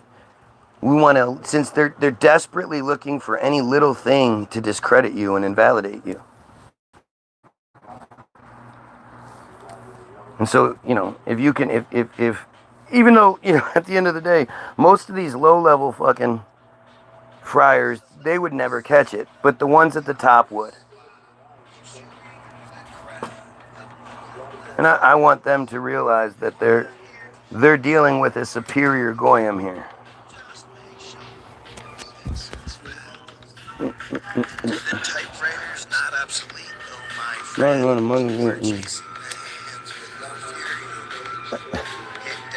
I think my opinion on anybody who's scared of Muslims is that your racism, your ingrained, internal, pre-programmed racism is being used against you.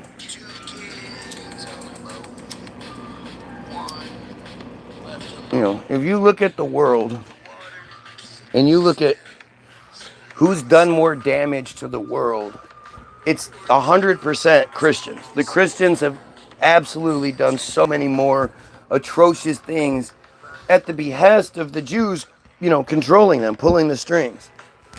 It's actually just fascinating, right? I live in Michigan. I live miles away from Dearborn. And there's never been anything negative, never had any worry, never has there been any sort of, danger or anything coming out of Dearborn, the highest concentration of Muslims out, in the United States. And the only time there's ever been issues is when white guys, Christians, or Jews pretending to be Christian, like that Lane guy that's been doing it lately and getting his ass beat. But that other, the what the fuck was that church called? Where he had the sign that said God hates Fagelas. But those are the only time it's ever been an issue with the Muslims is when white people make it an issue. Am I Muslim? I'm not dumb enough to be religious. Do you understand that? Like that's the thing I just don't think people get. You have to be really stupid. You have to be willing to shut down your own fucking brain, your own common sense.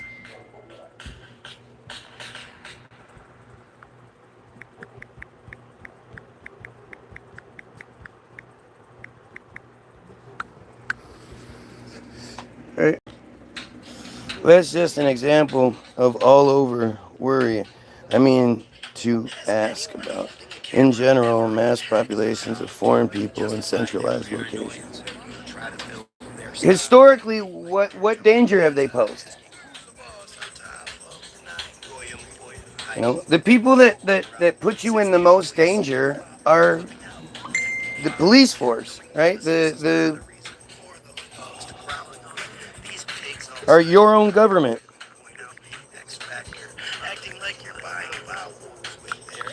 Right? All, you know, either as you leave your house to go drive around, and you can either be kidnapped or shot or, you know, ticketed to lose a bunch of money, you know, like all of it by these revenue generators who could be having a bad day, who you could look like somebody that bullied them as a kid, so they're extra sensitive or anything like that. Like there's all these different reasons why any random pig or sow can fuck your whole life up. But then if you go up higher, the judges are all pieces of shit, fucking bought and sold. Most of them, a large portion of them are friar. And then you have our system that's literally talking about instituting a draft. So our guys can go die for Israel. Like no Muslims are doing anything even close to that to anybody. You know, Muslims aren't the ones that are poisoning your drinking water supply with fluoride. Muslims aren't the ones that are spraying the fuck out of the sky. Muslims aren't trying to push vaccinations on you, and you know, obviously Muslims aren't the president of the United States. Islam's fucking stupid as hell. Don't get me wrong. It's fucking stupid. It's another Abrahamic control scheme. It's one of three. Is it interesting how when it comes to the Abrahamic cults, there's three of them? Apparently Christianity is the largest religion in the world with like 28% of the people. And then the second one is Islam with like 26% of the people. And then the third one is one of the world's smallest religions, but consequently has all the power, is way more powerful than either of those other two, at 0.183% of the world's population. Isn't it crazy, amazing how that works? Let's see what this dumbass has to say. That's not true. They have a history of war. There's so much proof of a God. There's so much proof of a God. Can't wait to hear these amazing examples you're going to provide us without sounding like a dumbass. I acknowledge my program could be causing red flags in my view of the situation. That's all it takes. As long as you can acknowledge it, you can go from there. Muhammad was a warlord. He, comma, what was a killer? Question mark. Okay. There's extremists out there. The Quran basically tells you to hate your enemies. Anyone that's blasphemous. Yeah, unlike Christianity and Judaism, right? In Christianity, the only unforgivable sin is blasphemy. Rape all the children you want as long as you say, I'm sorry. You get to go up to heaven with everybody that doesn't rape children. But if you say, hey, this God shit's kind of weird, I don't know if I believe it, that's unforgivable. Yeah, you know how you Christians aren't warmongers at all. Lindsey Graham, the super Christian Lindsey Graham, he wasn't a hawkish warmonger. No. Changing the operations of our country to suit foreign people's interests over Americans or potentially planning attacks from within. What are you talking about? Where are you even getting this from? Doesn't it occur to you that the information you're regurgitating is just Jewish propaganda? What about Christianity? It's the worst. It's so bad. It's not the worst, but it's so bad. I just got a true curiosity knowing I'm still running off programming and I haven't identified or removed. I mean, I think you know it. I think there's that red flag in your head telling you to question it because you know it's not true. You know what you're seeing is bullshit. Otherwise, you would just believe it without question. That's the key right there. That's the thing you need to learn how to hone. Whenever your mind is going, hey, wait a minute. That's it. Go with it. I want to view these things from a wider lens. The only gods I know and see are my parents and the sun. Again, if your parents are gods and there's still pedophilia happening, your parents got some explaining to do.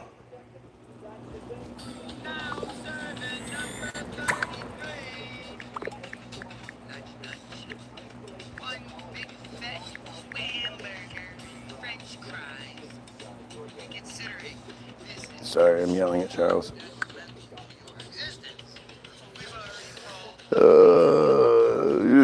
Shut the fuck up. Nobody cares what you're saying. Buddhists are the ones that like. Yeah. No, they're not. They're dumb as shit, too. Their shit's dumb as hell. Siddhartha is this rich kid born with all the privilege in the world, lives within his walled city, has no idea that there are poor people and shit out there, but then one day he sees it, and he's so inspired that he leaves all his wealth behind and he goes on this path of enlightenment.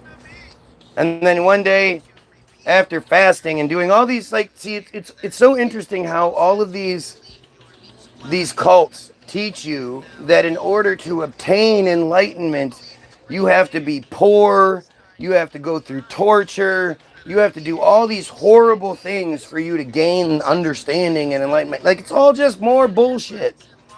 It's all more bullshit. And go figure, the farther, if you lay a target symbol down over the world, you know, you lay it down flat, that center circle is Israel, right? Palestine. But the second circle is Christians versus Muslims, is the buffer zone, keeping that center circle safe. And every couple hundred years, the good guy changes. The Muslims are the good guys. The Christians are the good guys. The Muslims are the good guys. Christians, goes back and forth.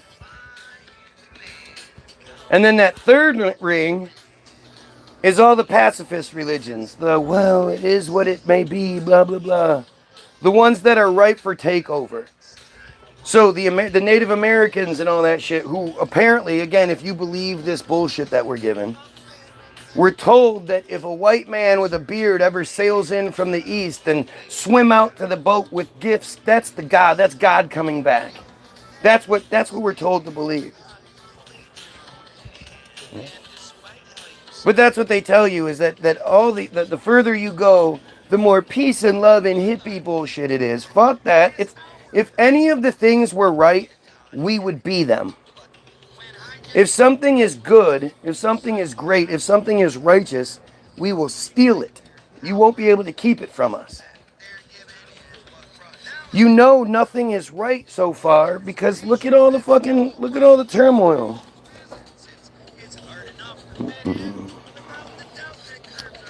When you ask me that, it sounds dumb, I even ask. These are inherent thoughts that trigger just by seeing it. Damn, that's crazy. It's a good thing you ask, though. How else do you gain understanding without asking? For all you know, you're helping me with understanding. You know, I'm just responding. I just open up the fucking brain channel mouth and just go. I don't think about these things. There's no pre-prep. So you ask a question like that, and I'm answering for both of us, for you to hear, for me to hear. And what I'm saying makes sense because there's no like hesitation. There's none of that. I don't have to sit here and think, you know, It's coming out because it's the truth. And you recognize it as the truth when you hear it. You instantly, ding, ding, that's what you need to focus on. You are a much better barometer for truth than they have told you are. They have told us forever that we can't even interpret the Bible ourselves. We have to be told what to think by a bunch of pedos. Because if you go try to read the Bible yourself, you're going to be like, this is dumb as fuck. What is this contradictory, hypocritical bullshit? Wait, why am I a Christian? Why do I believe that that the Jews, a completely different religion that hates us, that those are my Christian God's chosen people, then they kill Jesus. Why are they Christian God's chosen people?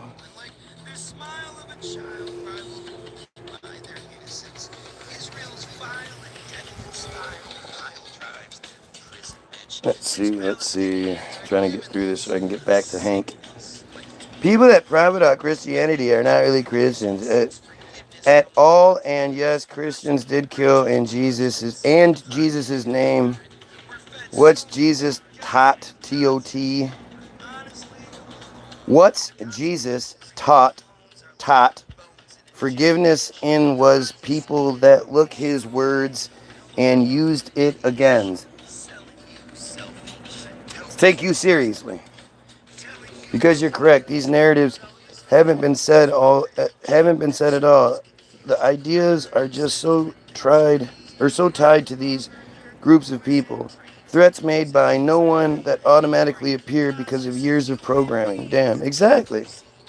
You abuse yourself in the process. You've been taught to hit your own back. You know? You've been taught to call yourself stupid and second guess yourself and all that shit whenever these things arise, because it's the programming, it's the policing mechanism put in place. The only unforgivable sin is blasphemy, is questioning the belief itself. Why do you not believe there is a God? Why do I not believe there is a God? Because one, it's stupid. Like the main part, it's stupid. Two, there's no evidence for it, even a little bit. You said there was lots of evidence earlier, and you haven't provided a single shred of it. Three, it's a Jewish fairy tale designed to control us and keep us stupid. 4, 5, 6, I just keep going. There's plenty of reasons not to believe in it. You can't give me a single reason, a viable, indisputable reason that I should fucking stop thinking and just accept. Being a good human depends on the personality and education. Everyone who thinks you'll get a reward for being good is a hypocrite. Yes, is a hypocrite. Absolutely. If you do anything for any other reason than it's the right thing to do, you're negating it. Whether it's you believe in American bullshit karma, which isn't what it's not. People say karma all the time and they have no idea what karma is. Karma is you do good deeds, you live a good righteous life, building up good karma, so when you go into the next life, you have a buildup of good karma. It's not a do unto others as you want done to you kind of thing. Doing that is a self-defeating problem. If you're doing something because you want good karma out of it, well then you're defeating the purpose. You should only do things because they're the right thing to do. Not because you would hope that somebody, if you were in the same situation, somebody would do that for you. That's defeating the purpose.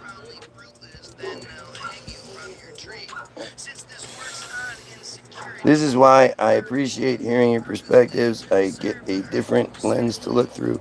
Yeah. The important thing, too, is to be able to close the door on things.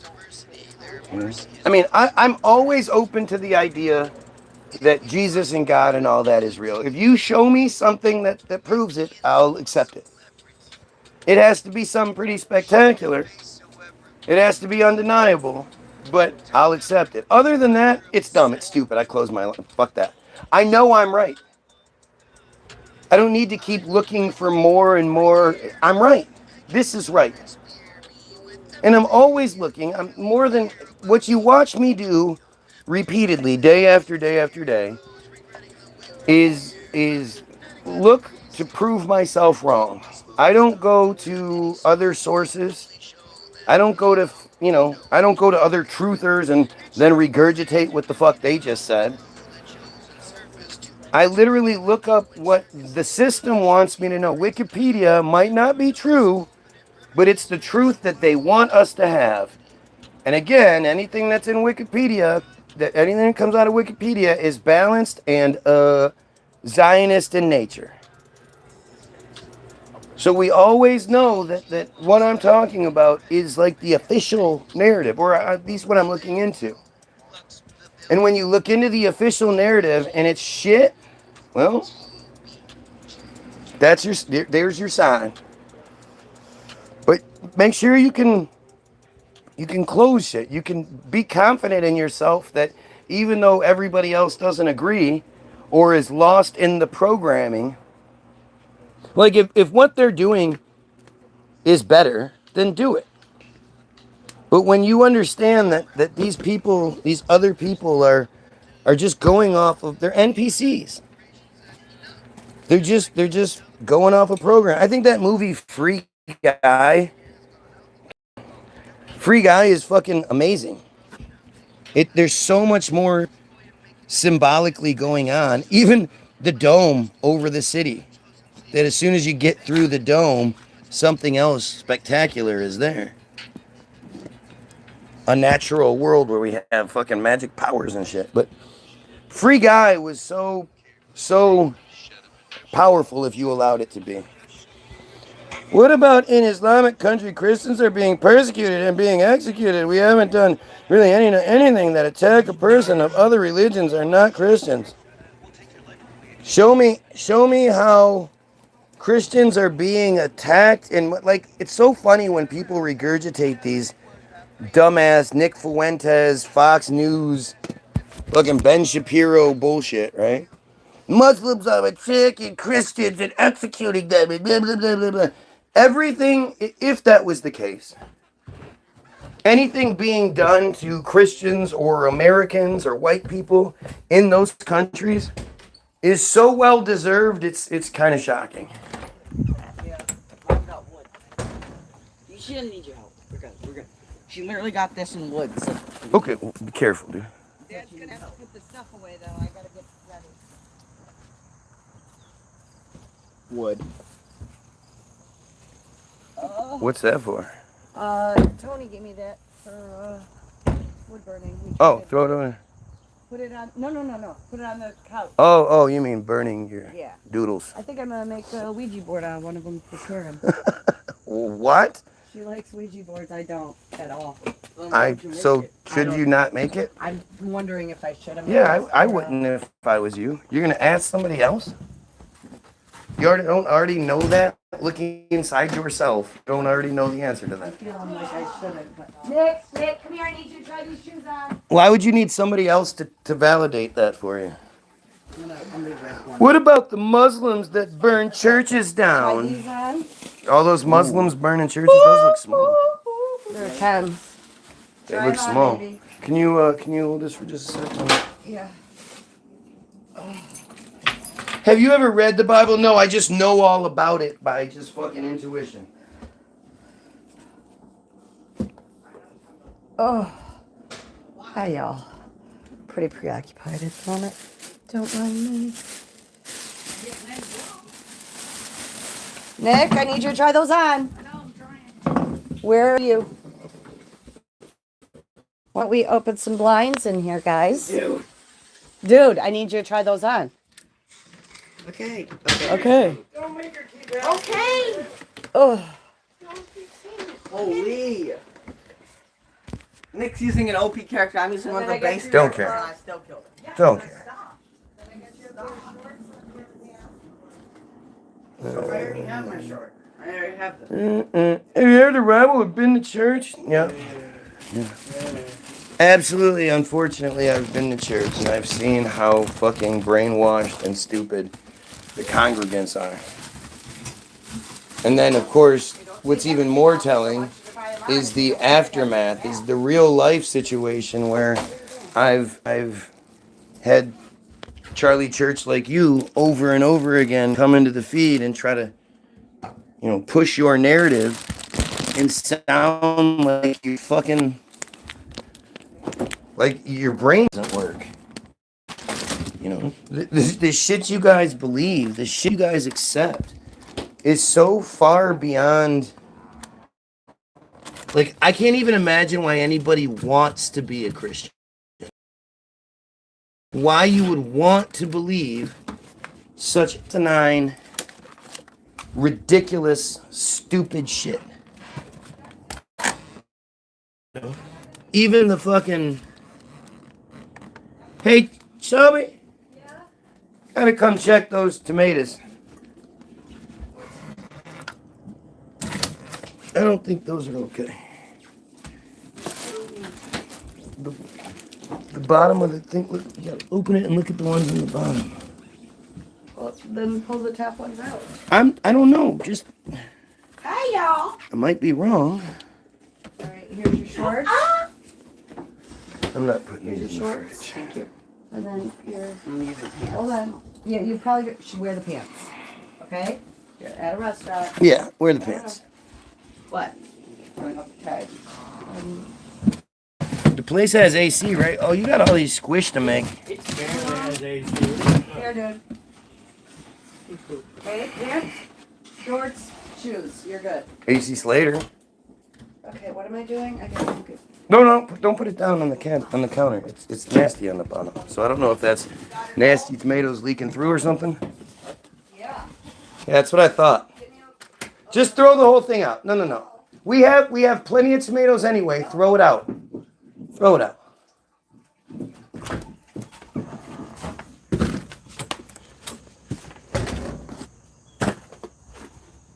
That was my 6th, maybe even 7th sense kicking in. You see how that works? All right, so his shoes fit, so he's good. Hey, if the shoe fits, wear it. That's what I always say. You know what I'm saying?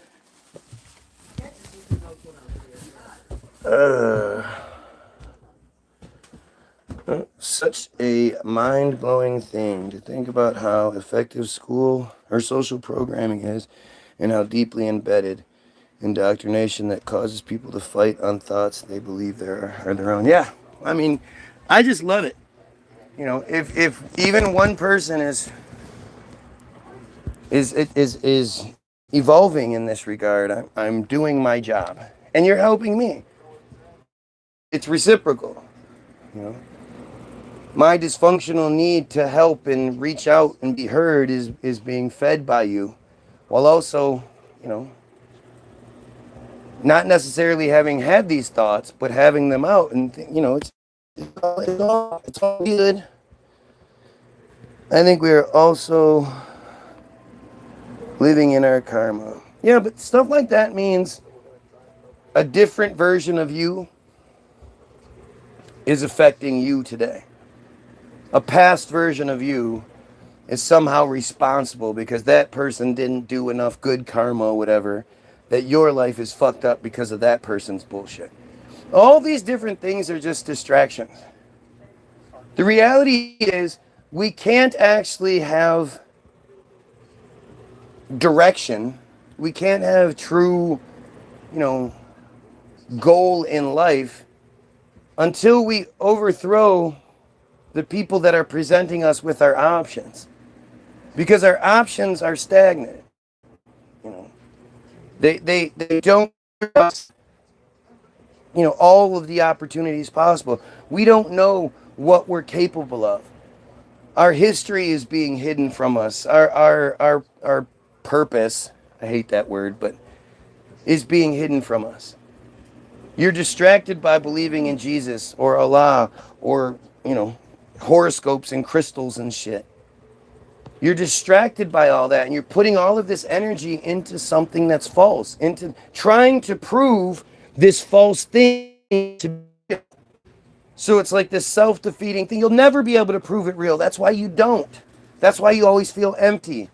That's why you always feel like there's more to it. Because you know you're putting all this fucking energy into the wrong thing. Meaning all of that energy could be being put into the right thing, but it's not.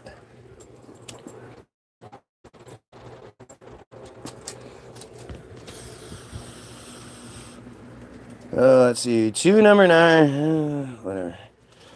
Actually, Judaism is a copy and paste of the Ugaritic spirituality with the main deity called El. So many. Come on. All of that is bullshit. Anything that you think happened before, say, 1940 is bullshit. is a manipulation. Even if your grandparents told you this, because they were kids, they don't know. You know? And trust me, if your grandparents knew that by telling you a secret, that would put you and everyone else in danger of being killed, they wouldn't tell you. You know, the orphan trains and all that shit, that fucking shit's real.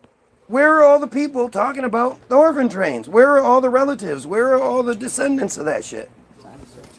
Dinosaur train. Why do you not read the Bible? Because it's fucking stupid. I don't waste my time. You know, like, it's like, why would I read instruction manuals on how to build furniture that I do, focusing my energy that could be on something else into something else fucking wrong and stupid and irrelevant? Okay, now I know how to build that credenza. Now what? I know how to do it. I have the instruction manual. I don't want that credenza. It's ugly as fuck.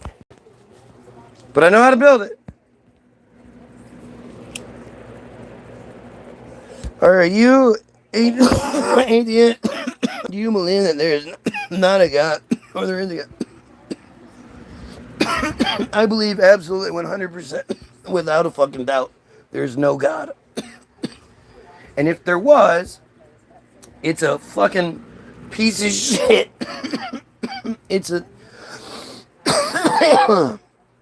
such such a disgusting, foul piece of shit that I wouldn't want to believe in it or worship it or anything. I would spit in its face.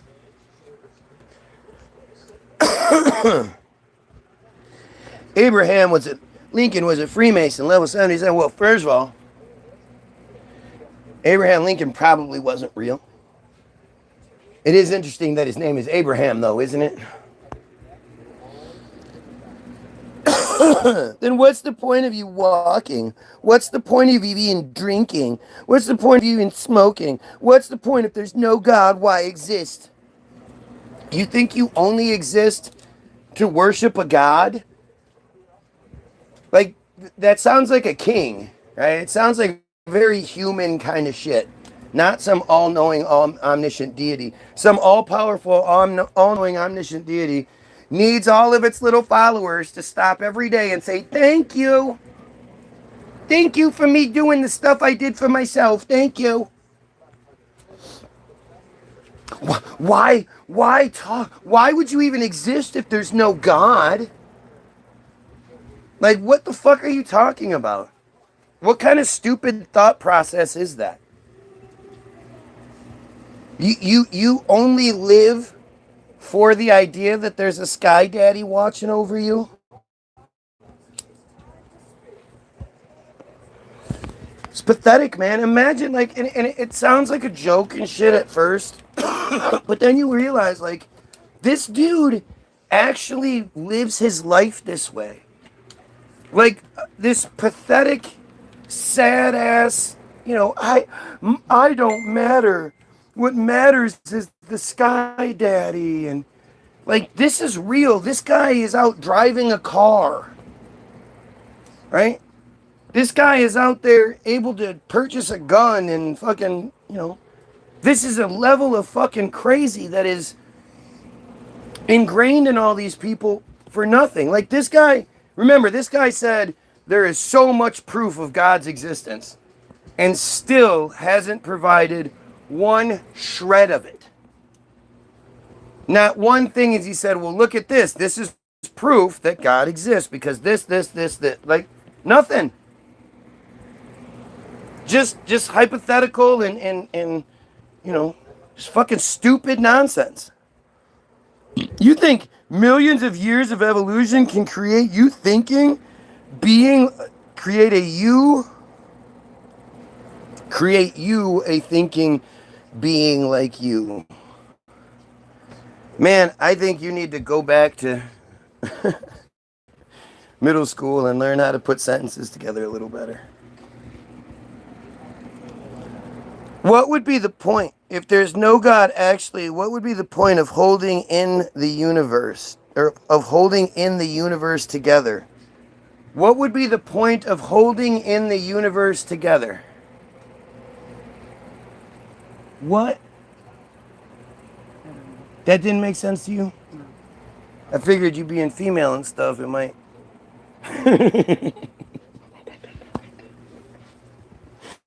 Oh, the looks I get. The looks you deserve? Is that what you said? I mean, if I meant it, I guess I would deserve them. But they're not really serious looks. It just works. It's like there's a camera here, and she has to make her. Oh, she made the face. Oh, and everybody claps. Like she makes the face every time I say something. It's our thing. It's part of our show. Look it up. Oh, I'm getting to look it up. What am I supposed to look up? The previous comment was, what would be the point, question mark? If there is no God, actually, what would be the point of holding in the universe together? The next comment is, look it up. I'm confused. Maybe it's because I'm just stupid. So what about aliens? Are they up there? Not what you think they are. But now we start getting into all sorts of speculative bullshit. I'm not interested. It's pointless. It's so utterly pointless for us to talk about. It doesn't matter. So you're saying women and men that were executed, so you're saying their blood didn't get spilled. So you're saying women and men that were executed, comma, so you're saying their blood didn't get spilled.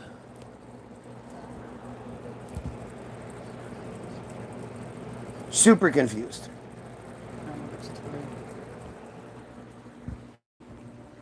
Why are we arguing? We all in a Truman Show? Basically, yes. That's basically what it comes down to.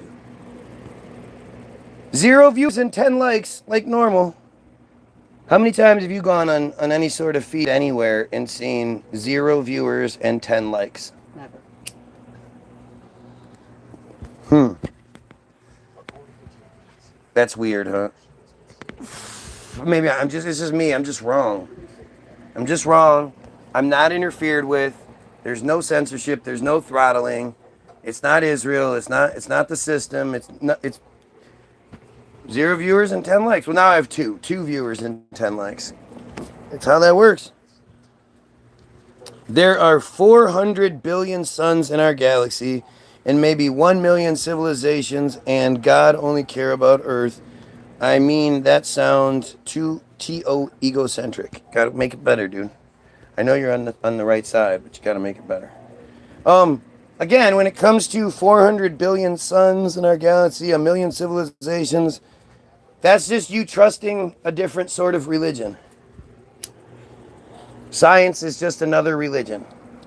Same rules, same restrictions, same murders. Shit like that, I don't care about. I live in a world right now where Mishnah Nada 5.4 is practiced on a daily basis. Mishnah Nada 5.4 is the raping of 3-year and 1-day little girls and then calling them your wife. Where metzitzia b'peh is happening between 3,000 and 3,600 times per year in New York alone. Meaning it's happening at least 10 times per day. Soul correction is happening every 2 weeks in Israel, as reported by the Israel Hayom Bottom of Darkness article, April 23rd, 2025. Every 2 weeks after a Torah lesson, they stand in a big circle, all the adults, naked, singing songs and repeating psalms and verses and all that. Well, the children stand in a smaller circle, inside the bigger circle, also naked, waiting for the rape. Like, this is what's happening right now. This is what's creating this population of psychopaths that live off of genocide and and entitlement and hatred. Like, they always claim that, oh, so much hatred comes our way. You guys hate everybody. You are the most openly hate-filled people on the planet. It's not even close. Like, you're so hate-filled. And your cult it's not being misinterpreted by hundreds of thousands and thousands of fucking cases of the same fucking stories being told, multiple communities, multiple children, none of them know each other, saying the same stories, talking the same songs being sung, the same hymns, the same quotes from the Bible, the same rabbis. They're not all fucking just making that shit up. They're not all misinterpreting the same verses. All these individual people don't know each other, read the same verse and go, you know what? I'm going to misinterpret this the exact same way as all those other people, and I'm going to use it to grape children. Start talking about suns and galaxies and Star Wars and Wookiees and all these other bullshits. This is all just fucking distraction. This is distraction. This pedophile cult then leads into genocide. Like, it's so 1 + 1 is 2 bullshit. Like, it's easy to see, it's easy to understand. And it's easy to see the wall. And that's where we're at. We all see it. We just need to work together to not climb over the wall and knock that motherfucker down. No more wall. You don't know what you're talking about. You don't know. I sound like I don't know what I'm talking about, don't I? You know, quoting all these different things, providing you with all these facts that can't be fucking debunked or argued. I sound like I don't know what I'm talking about. You're talking out of your neck because you actually have not had faith in your life, I can tell. Yeah, you're right. Talking out of my neck part, I don't know. I mean, I guess the voice does come from inside my neck. But no, I've never been dumb enough to have faith in shit that makes no sense and can't be proven. Just so, what, I get to, when I die, I get to go to heaven, yay. No, I don't want to know about all those children being violated by the fucking church. No, I don't want to know about the 6 out of 8 dioceses being filled with pedophilia in 2018 in Pennsylvania, showing that all they did was somebody get caught and they'd move them to the other side of the country. And then if they got caught again, well, they might get moved one more time, or they just get sent to the Vatican, where they live their lives in penance. And it was only 6 out of 8 because the other 2 were Amish communities, so those records are shit.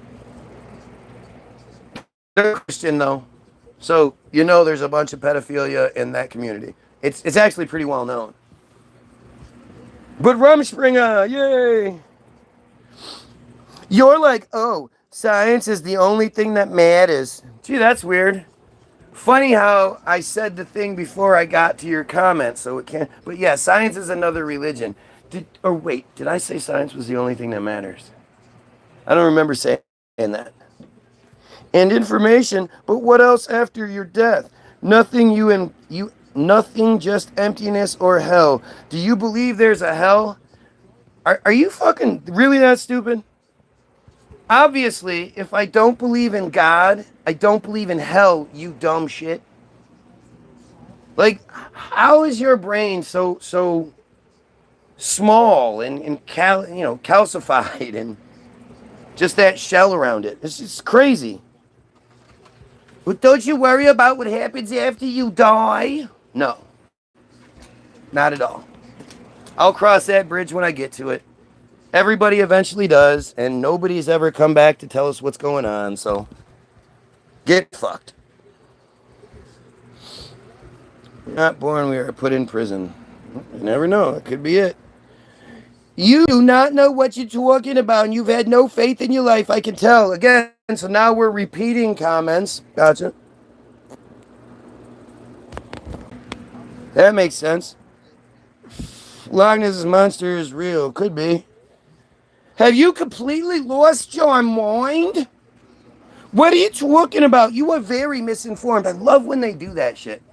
How about instead of just continuously saying these blanket statements, why don't you pick something that I'm wrong about and then explain it? Use big boy words and just instead of crying and doing what you're doing, just explain it. Back to 0 viewers, 10 likes.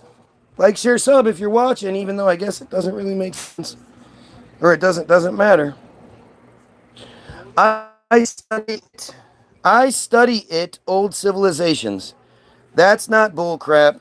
Jerusalem is the perfect example of the origin of Judaism.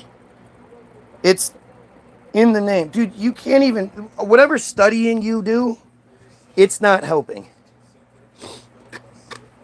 And is this one of these arrogant sort of, well, I'm Jewish, so because I'm Jewish, I know things.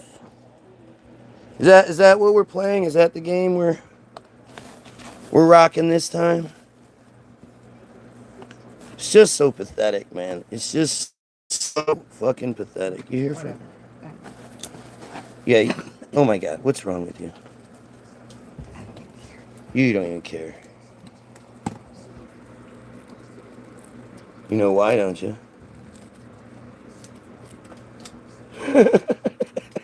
Seriously. What? Shut up.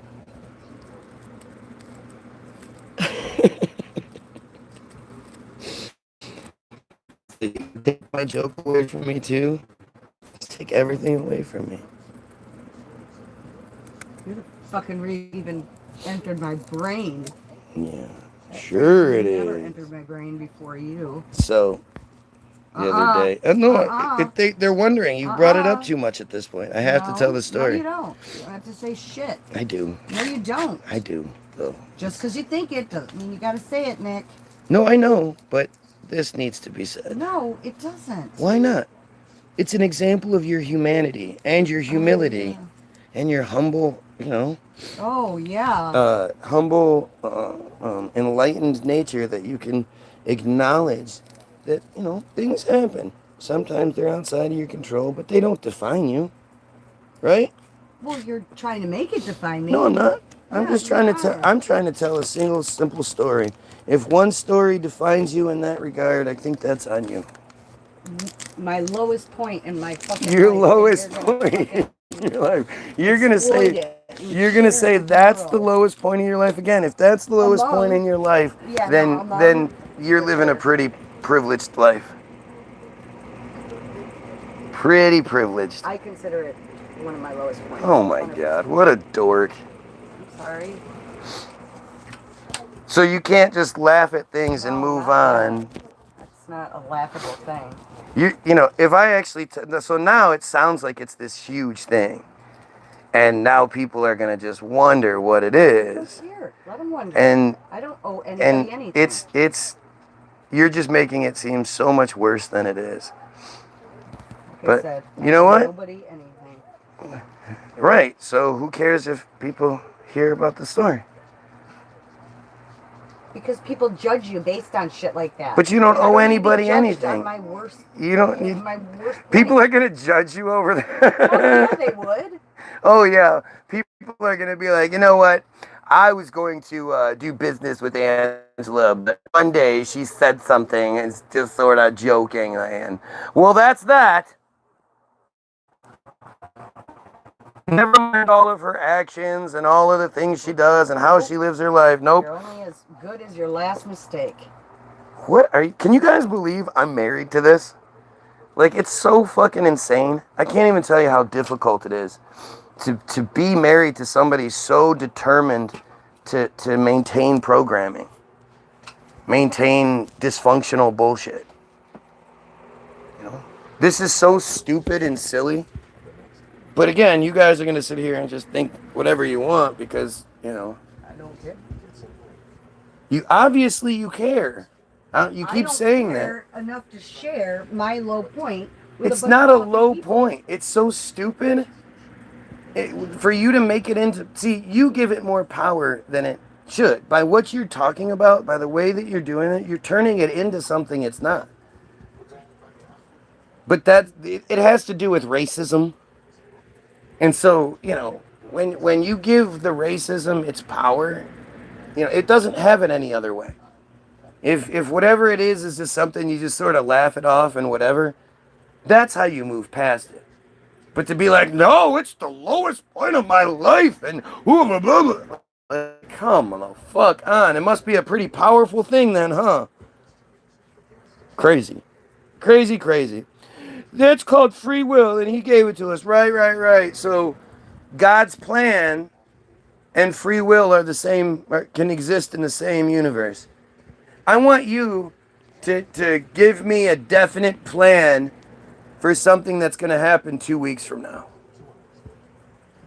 And you decide what people that you have no control over do. So you say, in 2 weeks, the person across the street is going to go to Cedar Point, ride on 17 roller coasters, have some popcorn spill in their lap, and smoke 15 cigarettes.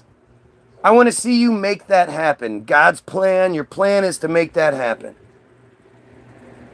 You know how many things happen in between now and then that change the course of the path? There's no way you could plan anything with a bunch of free will in there. But it's always funny how free will only comes up when it has to do with something negative, right? Whenever somebody's, wins the race or catches the touchdown, and then they go, first and foremost, I just want to say, nothing's possible without God. Basically, God picked them to win the race. Nobody ever says, hey, buddy. That has nothing to do with God. That was all you, your free will. You sacrificed. You worked hard. You didn't go out and drink or party. You didn't have girlfriends.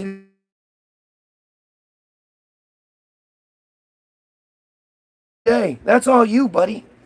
Nobody ever says anything like that, do they?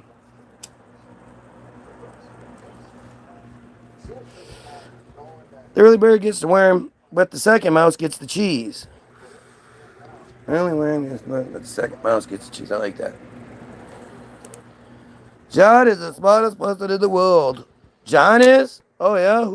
Oh, you will find out soon. You're saying this dumbass who can't even spell correctly is the smartest person in the world? Wow. Yikes. That's a pretty dumb world. What's the chances of a person getting hit by lightning? Way more than anything Jesus or whatever will be proven. In the Passion of the Christ, the movie? The main actor playing Jesus got hit by lightning. What's the chances of that? Well, when you consider how many actors there are in the whole world, how many actors there's ever been, the idea that one of them would get hit by lightning at some point, pretty easy, right? It's bound to happen at some point.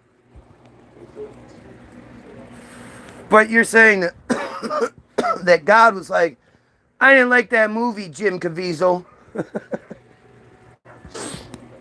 Here's a lightning bolt. See, that's the funny thing about Christians. Christians are so desperate for some sort of proof because they don't have any real proof that they're always trying to attach themselves to stupid shit, serendipitous shit, fucking coincidental shit.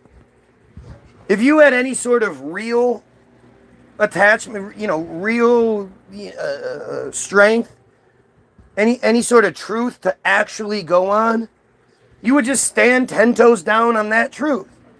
Instead, you're constantly looking for, this one time, this one guy, he was doing it, he fell down, he fell on this thing that other people have fallen down and died, but he didn't die, so he also had a Bible in his pocket, so.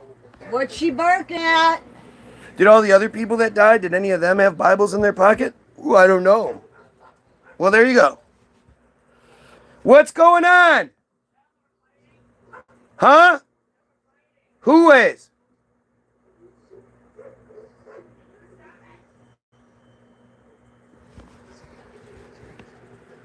He will never be wrong at all. Don't worry about trying. Yeah. Well, you shouldn't. Yeah. So that, I guess that justifies your existence. So you can say all the dumb shit in the world, no problem. But because you're never going to change my mind, you might as well not say anything intelligent that other people might read or whatever. Yeah, that's it. Literally, I told the story earlier about how for years, since I was a kid, and my mom told me that it's Porsche, not Porsche, because her boyfriend had one and he knew and blah blah blah. Up until like 2 days ago, maybe yesterday, when I actually looked it up. And I'd said it many times. I commented it. It's Porsche, not Porsche, blah, blah, blah, blah, blah. I looked it up, and it's Porsche. I was wrong. Happens.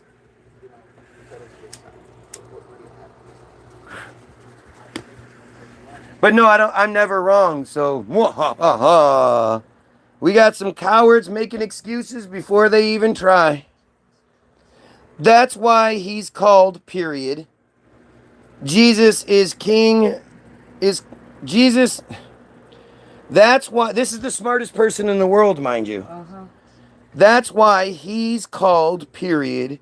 Jesus is called the King of Kings, and I have no problem with that, bowing down to a Lord, but he talked about more hell than heaven, and it does not sound pretty.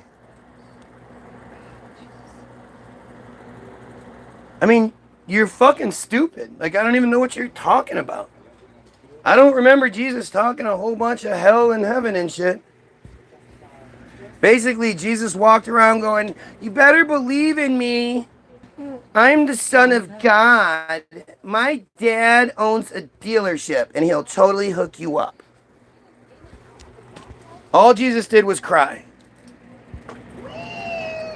You better believe me. You better believe me.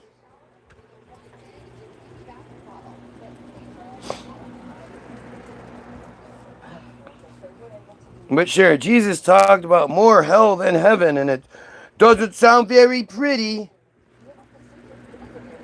Jesus said, it's more likely for a camel to pass through the eye of a needle than a rich man to get into heaven. Guess it's a good thing you're poor, huh? Wouldn't want to be rich, because Jesus doesn't like rich men, apparently. Unless, they're in the church.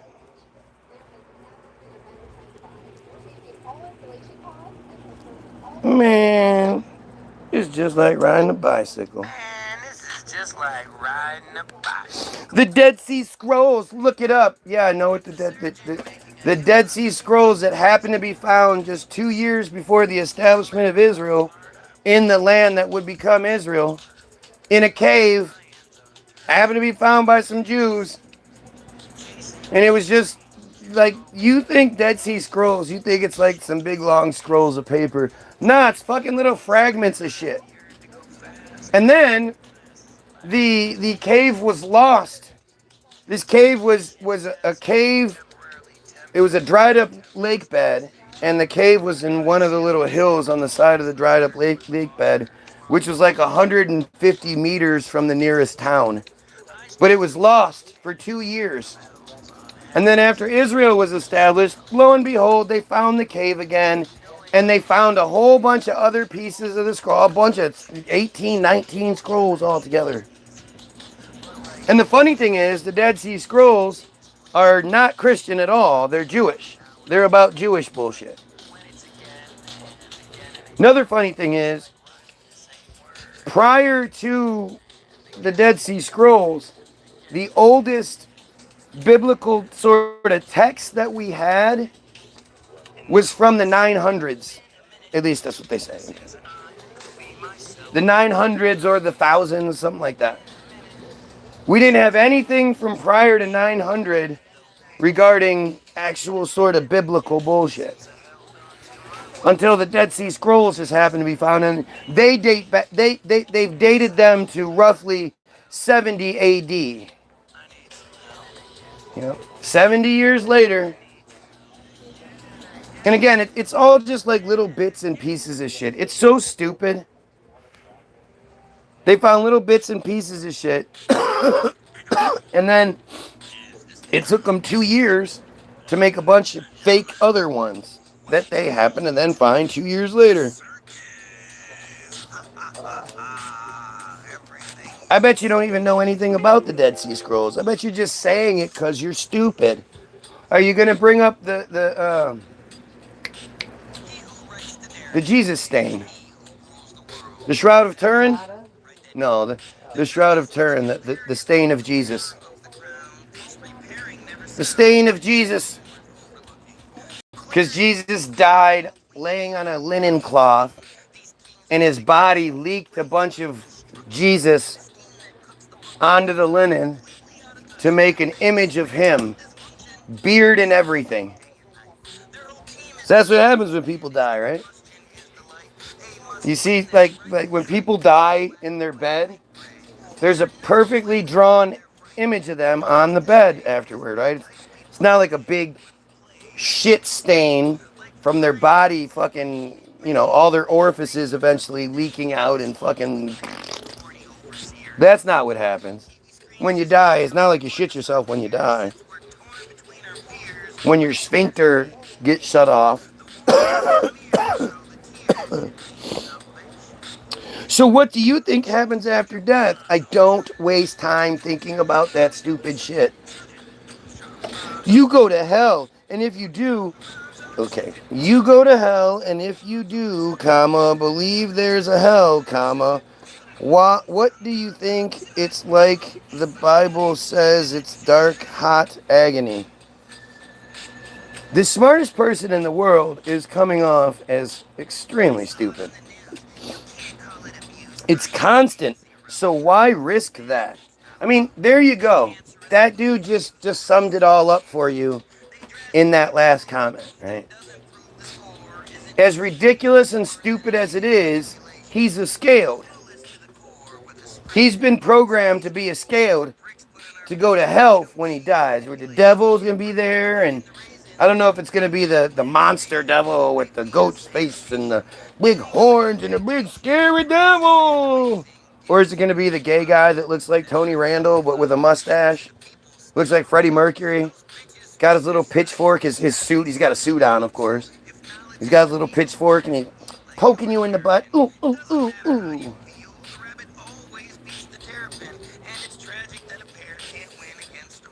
I mean, hell's going to be full of a bunch of, children from all over the world that never heard of Christianity, right?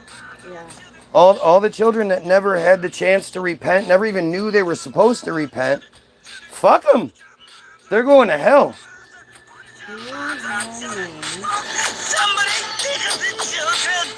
What? In that pink bag under the mixed shirts, there's a little makeup bag inside that bag of candles.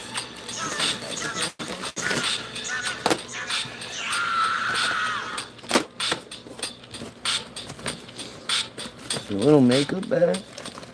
Yeah. Yeah. I don't know where it is.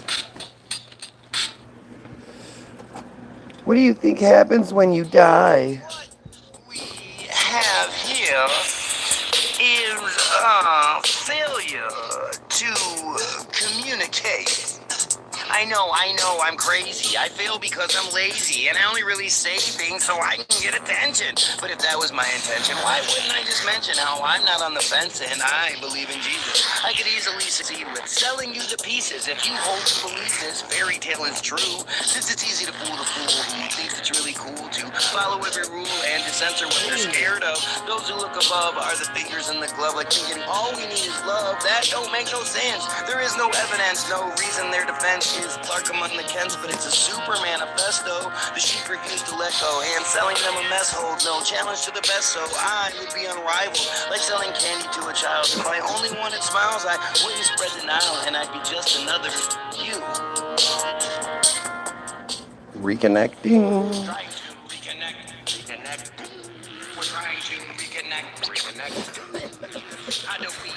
And non-so-secret tunnels exist in New York and no one talks about it. Yep.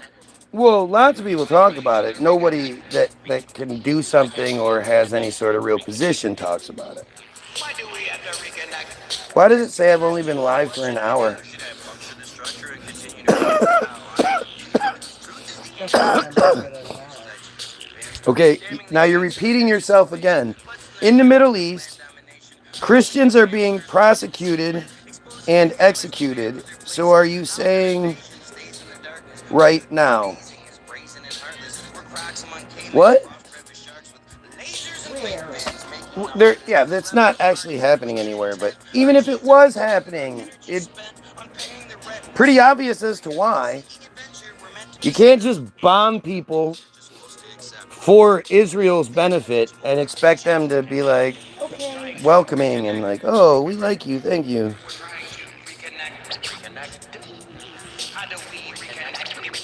Oh, let's see. Let's see. We got some crybaby, crybaby.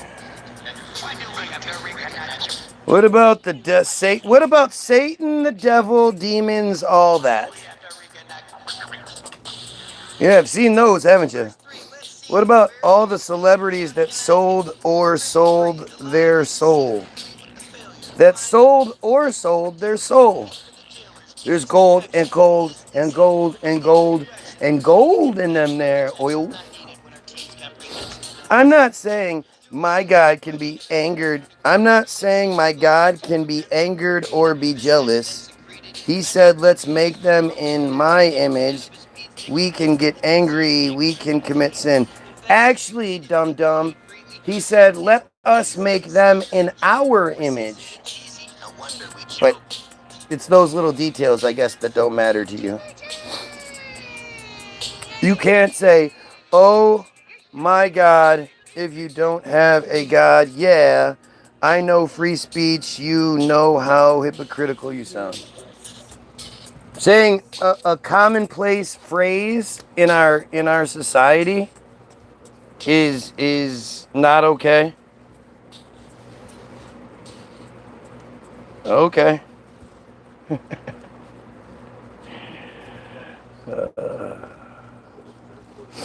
I'm a hypocrite because I said, oh my God. She said, no, you're a dirtbag for continuing to push. Yep, I sure am. Dirtbag. You're narcissistic as I've ever seen one. Really? Do I believe that I can make a little phone call up to God and be like, hey, God, I know you have a plan going on, but I gave some money to the church because God doesn't answer prayers. God answers tithing. And I want things to go this way. So can you do the thing I wanted? I'm praying to you. What's more arrogant than that? You know, I guarantee if you guys actually knew what I'm talking about, you'd think, like, I can't believe this person is making a big deal out of this. Like, it's just a joke. Is your wife religious? Yeah, sure she is. That's going to work out well. I mean, she kind of is. No, your religion is a spiritual one. She's not Abrahamic religious, but she definitely is a believer in a narrative that's given.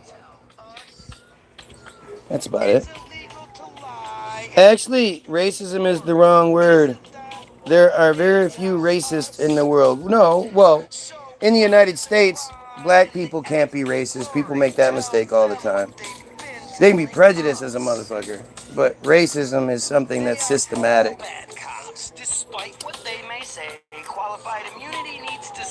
And Jews aren't a race, so nothing that involves them is racist. Everybody has a different plan. I'm not God. Yeah, that made sense. God allowed us to do things our very own way as he allowed us to obey his commandments. And people like you that throw them away and spit them right back in his face, that's what free will is. Do I? I spit them back in God's face. Again, what are the commandments you're talking about? I guarantee you can't name them without looking them up. I mean, spell it out. Guy Williams thinks he is smart enough to be right 100% of the time. Like, I love when you guys say things like that, right? You're basically acknowledging defeat, yet trying to blame me for it, right? You're saying I'm so much smarter than you know you can't come with anything. Why wouldn't I think I'm smart with all of the effort you put into the crybaby, but don't actually address anything being said? Am I supposed to acknowledge that somebody is right when they're stupid as hell? And especially, we're talking about religion, so what am I supposed to be acknowledging as being correct? Especially since this dumbass doesn't even know his own thing very well.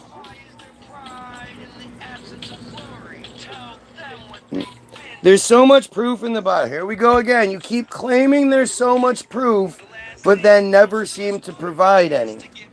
There's so much proof in the Bible, and as well as in real life, these places really do exist. So you're saying because they made their stories take place in places that exist, that's proof it exists? Do you give the Quran that same proof?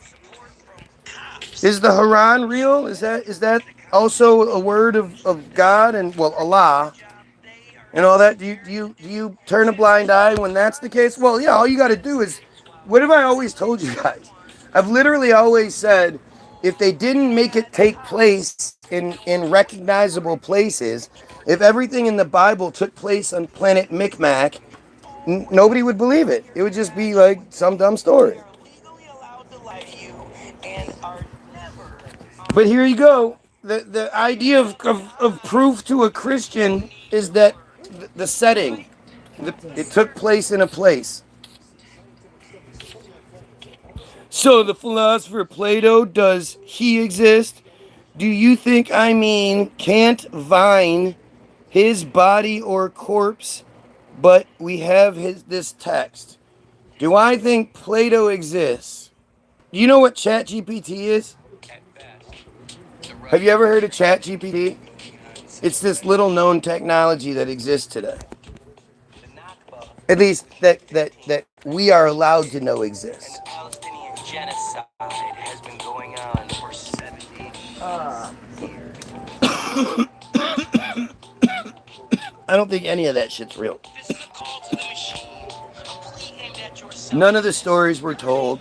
None of the characters, no Ben Franklins, no George Washingtons, none of that shit's real.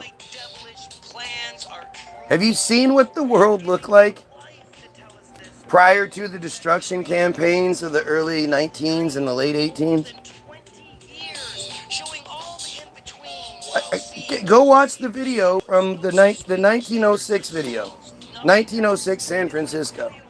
The before and after the earthquake. You look at that fucking video of what that shit looked like, what that city looked like, and all those people dressed to the nines just walking around aimlessly. You tell me that's how that any of that makes sense to you.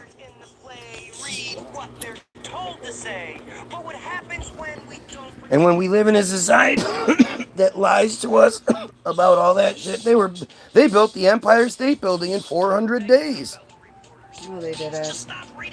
They tore, not only did they build the Empire State Building, they tore down the Waldorf Astorias, these huge hotel that couldn't possibly accommodate, like the population numbers of the time definitely didn't need a Waldorf Astoria hotel, along with all the other hotels that existed.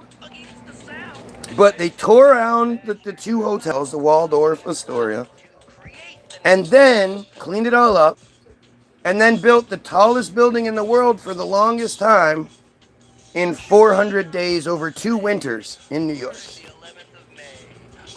Damn it. That's a believable narrative to you. They built the Pentagon.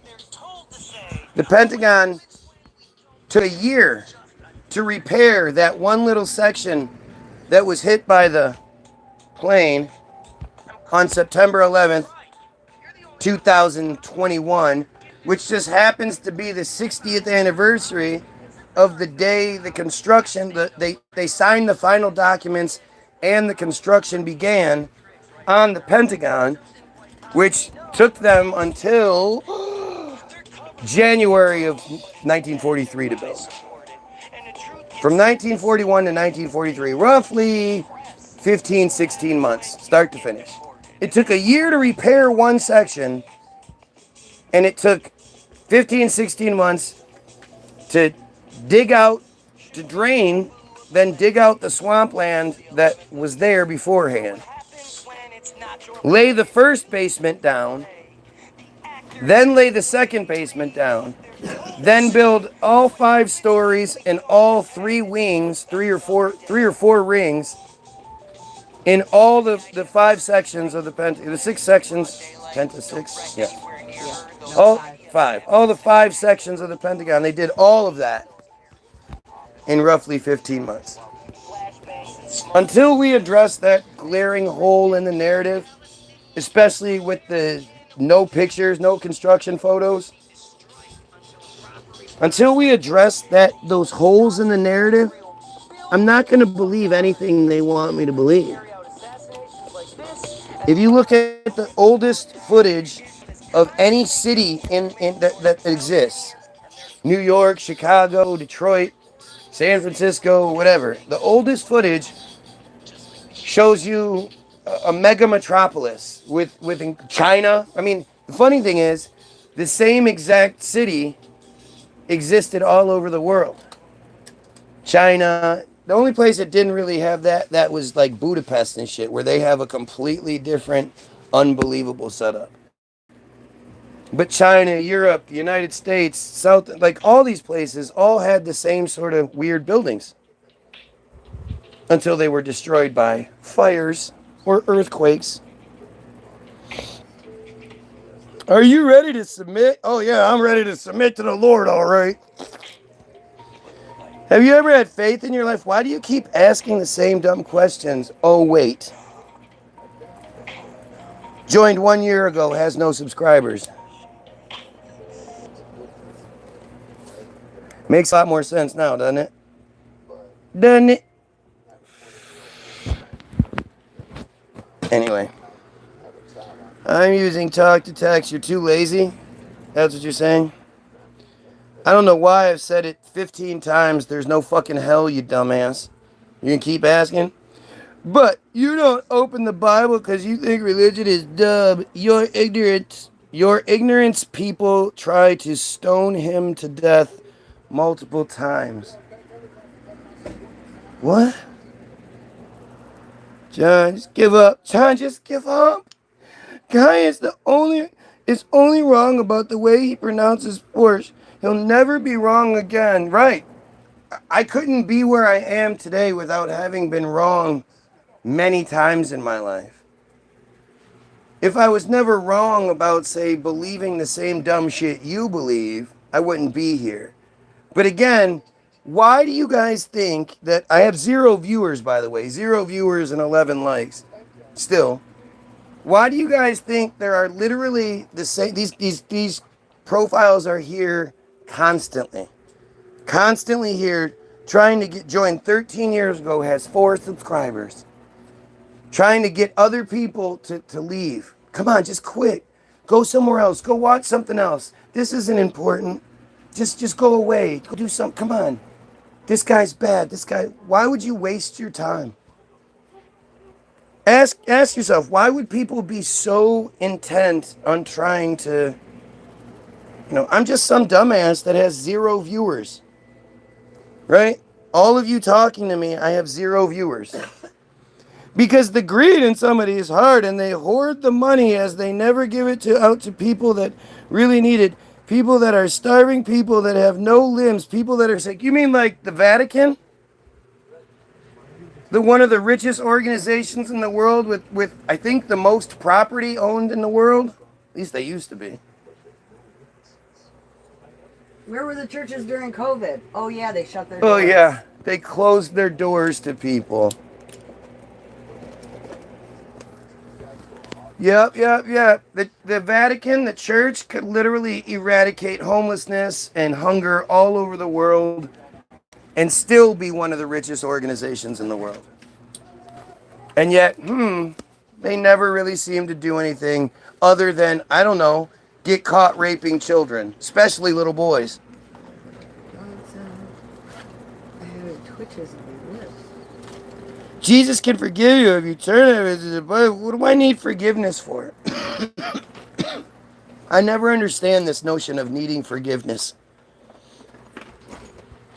And you don't hide it. You want anything to yourself?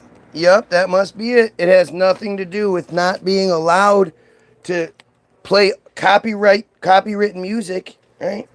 Can't really play other people's shit on your feed or else you get in trouble. No, nothing to do with that. And the fact that I make something that I actually enjoy listening to, I know you don't actually create anything. You people only steal. There's no creation, there's no creativity in your world. It's only stolen. But no, we're not like that. Believe it or not, well, you should believe it because that you steal all your shit from us. But yeah, the Goyim aren't like that. Oh shit.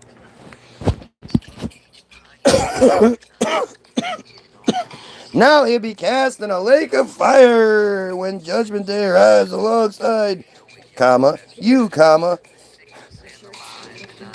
Why do you, like, who taught you? You have to say comma for talk to text to put the comma in. So you're literally saying, now he'll be cast into the lake of fire, period, when judgment day arrives alongside, comma, you, comma, he will not be ruling over, period. He will be suffering alongside the sinners. Hey, as long as you do what you're told and you follow the rules that the Jews lay out for you, and you worship your Jewish Savior in Jesus, as long as you follow all those rules, when you die, you get a mansion. You want a mansion, don't you? You don't want to go and burn in hell, do you? No. I mean, you're probably going to. Hey, did you have sex before you were married? Ooh, sorry. Hey, once you were with someone, did you have sex for reasons outside of procreation? Just to have sex? Ooh, I hope you never got a blowjob. Ooh. Better not have any tattoos. Ooh.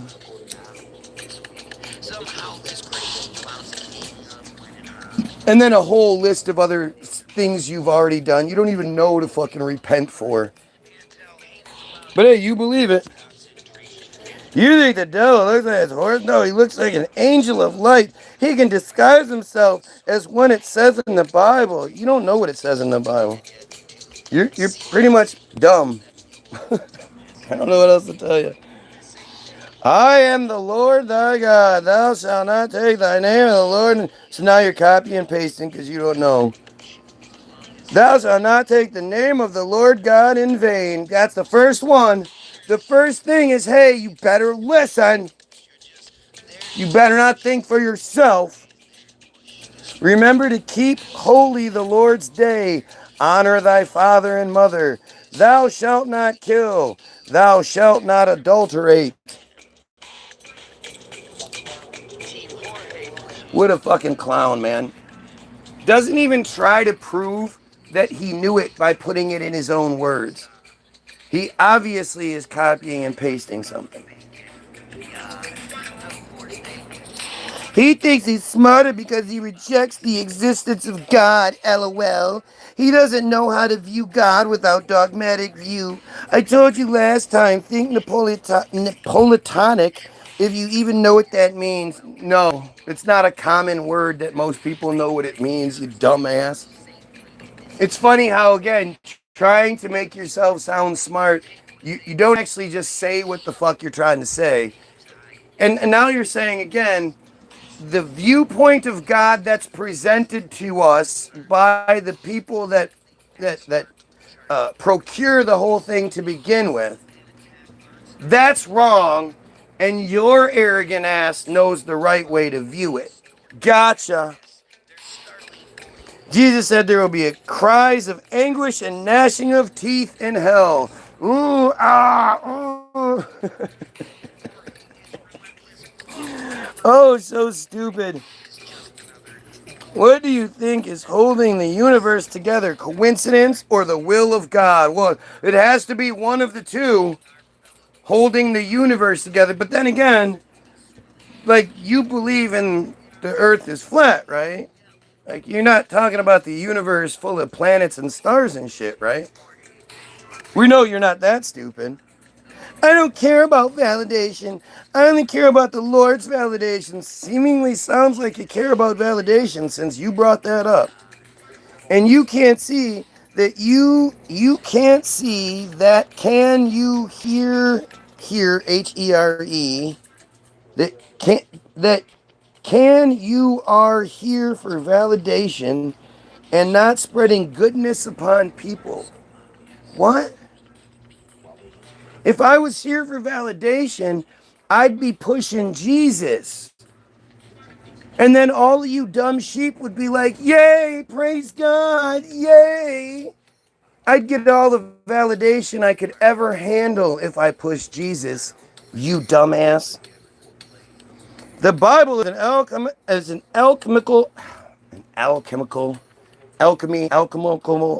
not coming out right.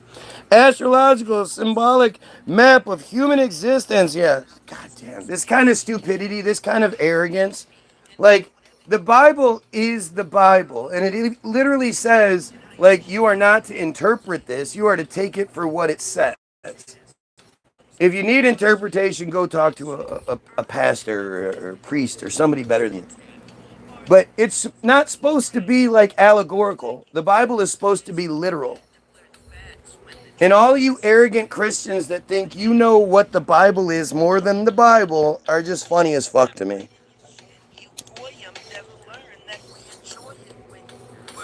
You know, the church, the people that provide it, the Catholic Church, they got it wrong. You know what it is. Yes, and that's wrong. But the Vatican gives millions of dollars to charity and hospitals. I don't know what you're talking about. Oh, it's wrong that they give or that they rape children, but they do give money to hospitals and shit. So, what a piece of shit you have to be able to reconcile pedophilia that easily. That's fucking gross, man. It's just automatic. Jesus, when he was crucified, it literally said he absorbed all sins. Oh, including murder. If you repent, and also you're speaking Old Testament. If this is a few minutes ago and you're reading, Henry Ford was a genius. There's so many cities in the Bible that were destroyed in the Bible that still the ruins are here today and have been found under cities. So back to the idea of places. There are places. So does the Quran get that same treatment? All of the places that are talked about in the Quran means the Quran is real, right? That's what you're saying. If the thing tells you about different places, it must be real. Must be it. This is how stupid Christians are. I appreciate you being here so much by providing this example of Christian stupidity. Because without it, you know, it's a lot harder to prove. It's a lot harder to show people what I deal with and what we're up against without people like you coming in here and arrogantly proving my point. Remember, I only have 0 viewers right now. I have 0 viewers and 11 likes because that's how algorithms work, right? That's how this, you've seen this before on so many other people's feed that it's like, it's no big deal. I've never seen it, but you've seen it. Why am I so fucking interfered with if I'm wrong? I'm surprised Mary's not here.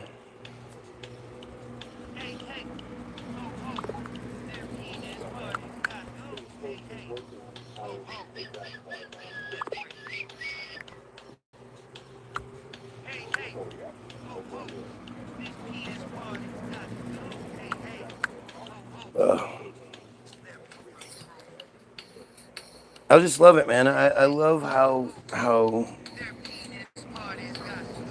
the validation that you are correct. Like, I must be right. If I wasn't right, it wouldn't be this easy. If I wasn't right, it wouldn't, it what I'm saying makes sense. If I wasn't right, I wouldn't make sense. Jesus taught. This guy says taught. T-O-T. Taught lessons. And you're supposed to... Obviously, if he's using talk to text, we're dealing with a friar trying to pretend like he's Christian. Jesus taught lessons. And you're supposed to look at those words and see them and look deep into them less as lessons. And the whole Bible gives these lessons. What are you fucking talking about? Oh my God, they're just so dumb. It's just so fucking stupid. How come they never just like actually point to the thing they're supposedly talking about? That's some priest you're talking about the whole organization. That's some priest you're talking about the whole organization. Yeah. No, it's the whole organization. That's why it happens so much. That's why all they do is cover everything up. That's why the previous pope was the first one to step down in 600 years. Because it started to leak out that he was the guy that was in charge before he was the pope of initiating and handling, we'll call it Protocol 42, for what the church does whenever a priest gets in trouble for fucking with a child. They have a specific protocol they use, and he was in charge of that.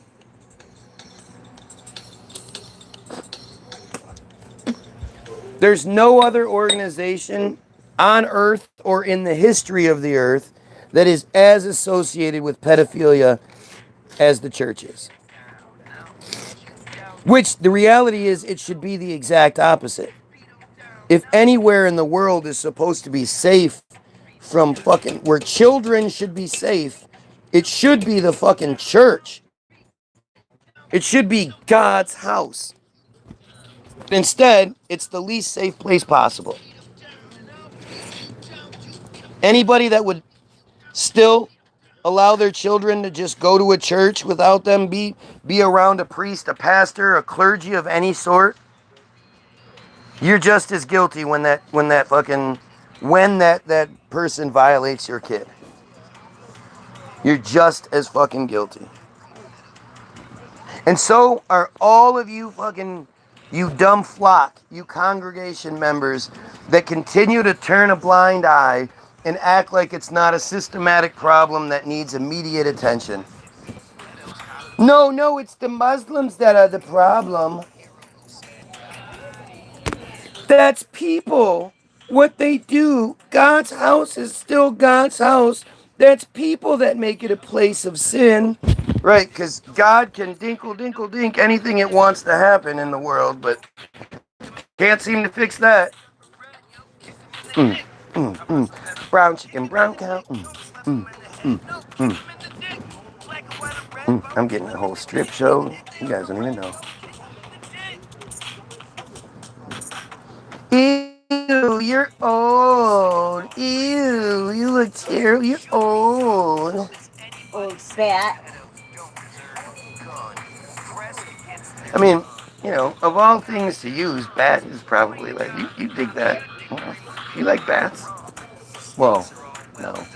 I do like bass, Except when they're flying over your face. in the face. That's people that make it a place of sin. Oh man, it's just so stupid. It's just so stupid. It's weird how so many of those people find their way to the church, and how so many more people associated with the church could do something about it and choose not to. Oh. You realize if there's some sort of priest, clergy, whatever, and they get caught violating a child, lots and lots of people had to turn a blind eye to it. It's never that they get caught on their first kid. It always turns out that they've been doing it for years and that everybody in the place knew about it. They just didn't do anything about it. God tests, comma, people in trials, comma, people will go through, comma, as it says in the Bible to test our faith. So he's a dick. Yeah. God tests people. So you're saying that the raping of children is testing people? God's testing our faith by accommodating child rape? Wow. I bet you can stand 5 minutes or actually no 2 minutes of Jesus' punishment. You bet I can stand 5 minutes or actually no 2 minutes of Jesus' punishment. Okay. Yep. Why don't you pray about it and see what happens?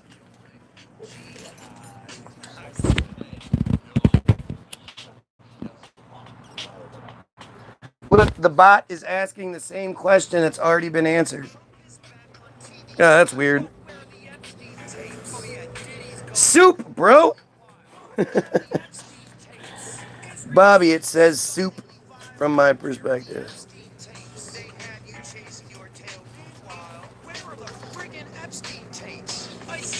Yes, and they won't make it into heaven. Those people that ignore it won't make it into heaven. They think they're righteous, but they're not. People that show and do as they preach will make it into. Oh, you're so dumb. You're so dumb, it's unreal. No, remember, the only unforgivable sin is blasphemy. So, heaven is full of pedophiles that said they were sorry. They repented, so they're allowed to go to heaven. Now, imagine by your standards, a pedophile rapes a bunch of children to death. And of course, those children, as long as they're Christian, of course, and they've had their communion and they've been baptized, those children get to go to heaven. But then, once the rapist dies, he gets to go to heaven too because he says, I'm sorry. I never blasphemed against you, so I'm sorry. So now, up in heaven, those children get to see their rapist walking around. Or floating, or whatever, however they get around. Maybe they have, what are those? Segways? Oh, yeah. No, that's people. That's what they use. Their free will, that's what they use, period. Their free will for, and that's not God. That's Satan tainted them. Okay. Apparently you don't know what your Bible says. Which isn't surprising. Christians never actually know what their fucking Bible says. Not tight, as loose as you can make it. I can take it all the way to the last one. Is that what you want? I mean, it'll be... Right there is good.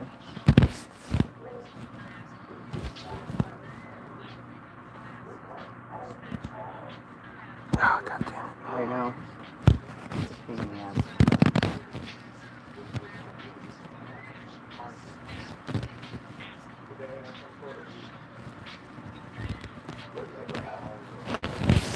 See, yours. Look great. God doesn't exist, John. Bobby said the first smart thing someone said in a while. John just retreated, pulled his message off because he was like, oops, I sounded like a fucking moron. How does this even go? You should be deleting a lot more comments, John. Just saying.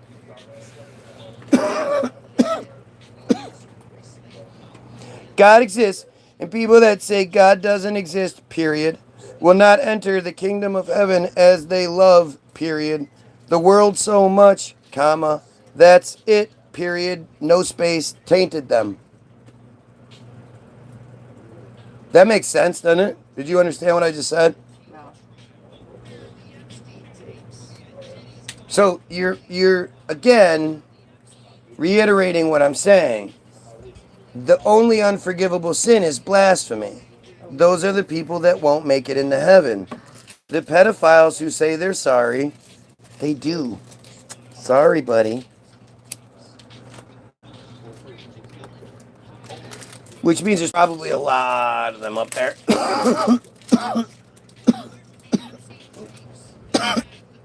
The easiest place to find God is in jail, in prison.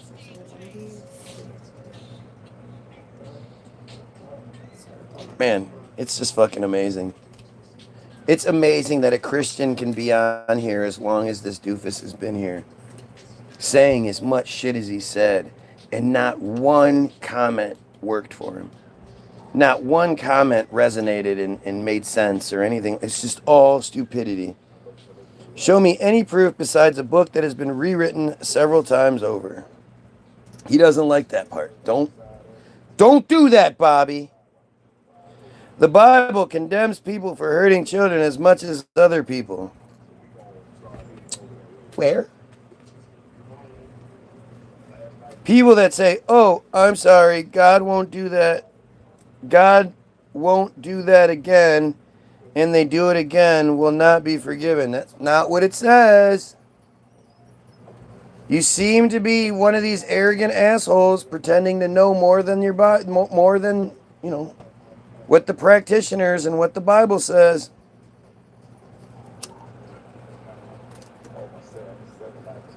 As long as they repent, they can do it multiple times. Where did that cork go?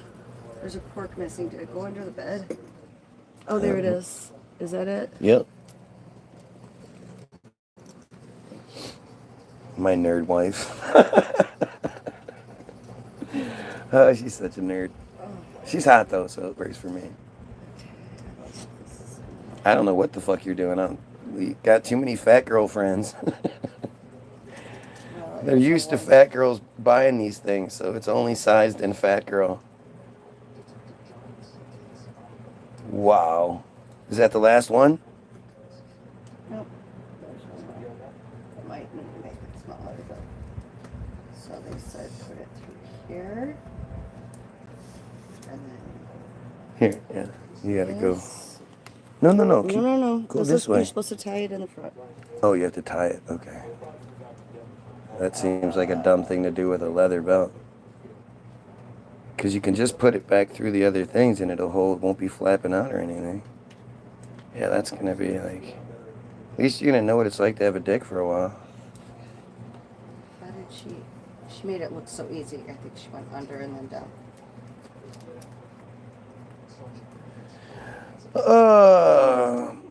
No, not rewritten. It was rephrased in different languages. Stay the same book, but everyone here that doesn't read the Bible, they don't understand what they're saying. Right, because like the book of Enoch wasn't taken out of the Bible, right? You don't even know like what you're talking about. The King James Bible was commissioned in 1611 by King James. And they took out lots of shit and rewrote lots of shit to fit the king's narrative. That's the historical narrative that we're given. But you don't like stuff like that, right? Yes, your sins like that, if you repeat your sins and don't learn from them, they will not enter the kingdom of heaven like severe sins like murder, serial killers, pedophiles. So as long as you only rape a child once, you get into heaven? Is that what you're saying?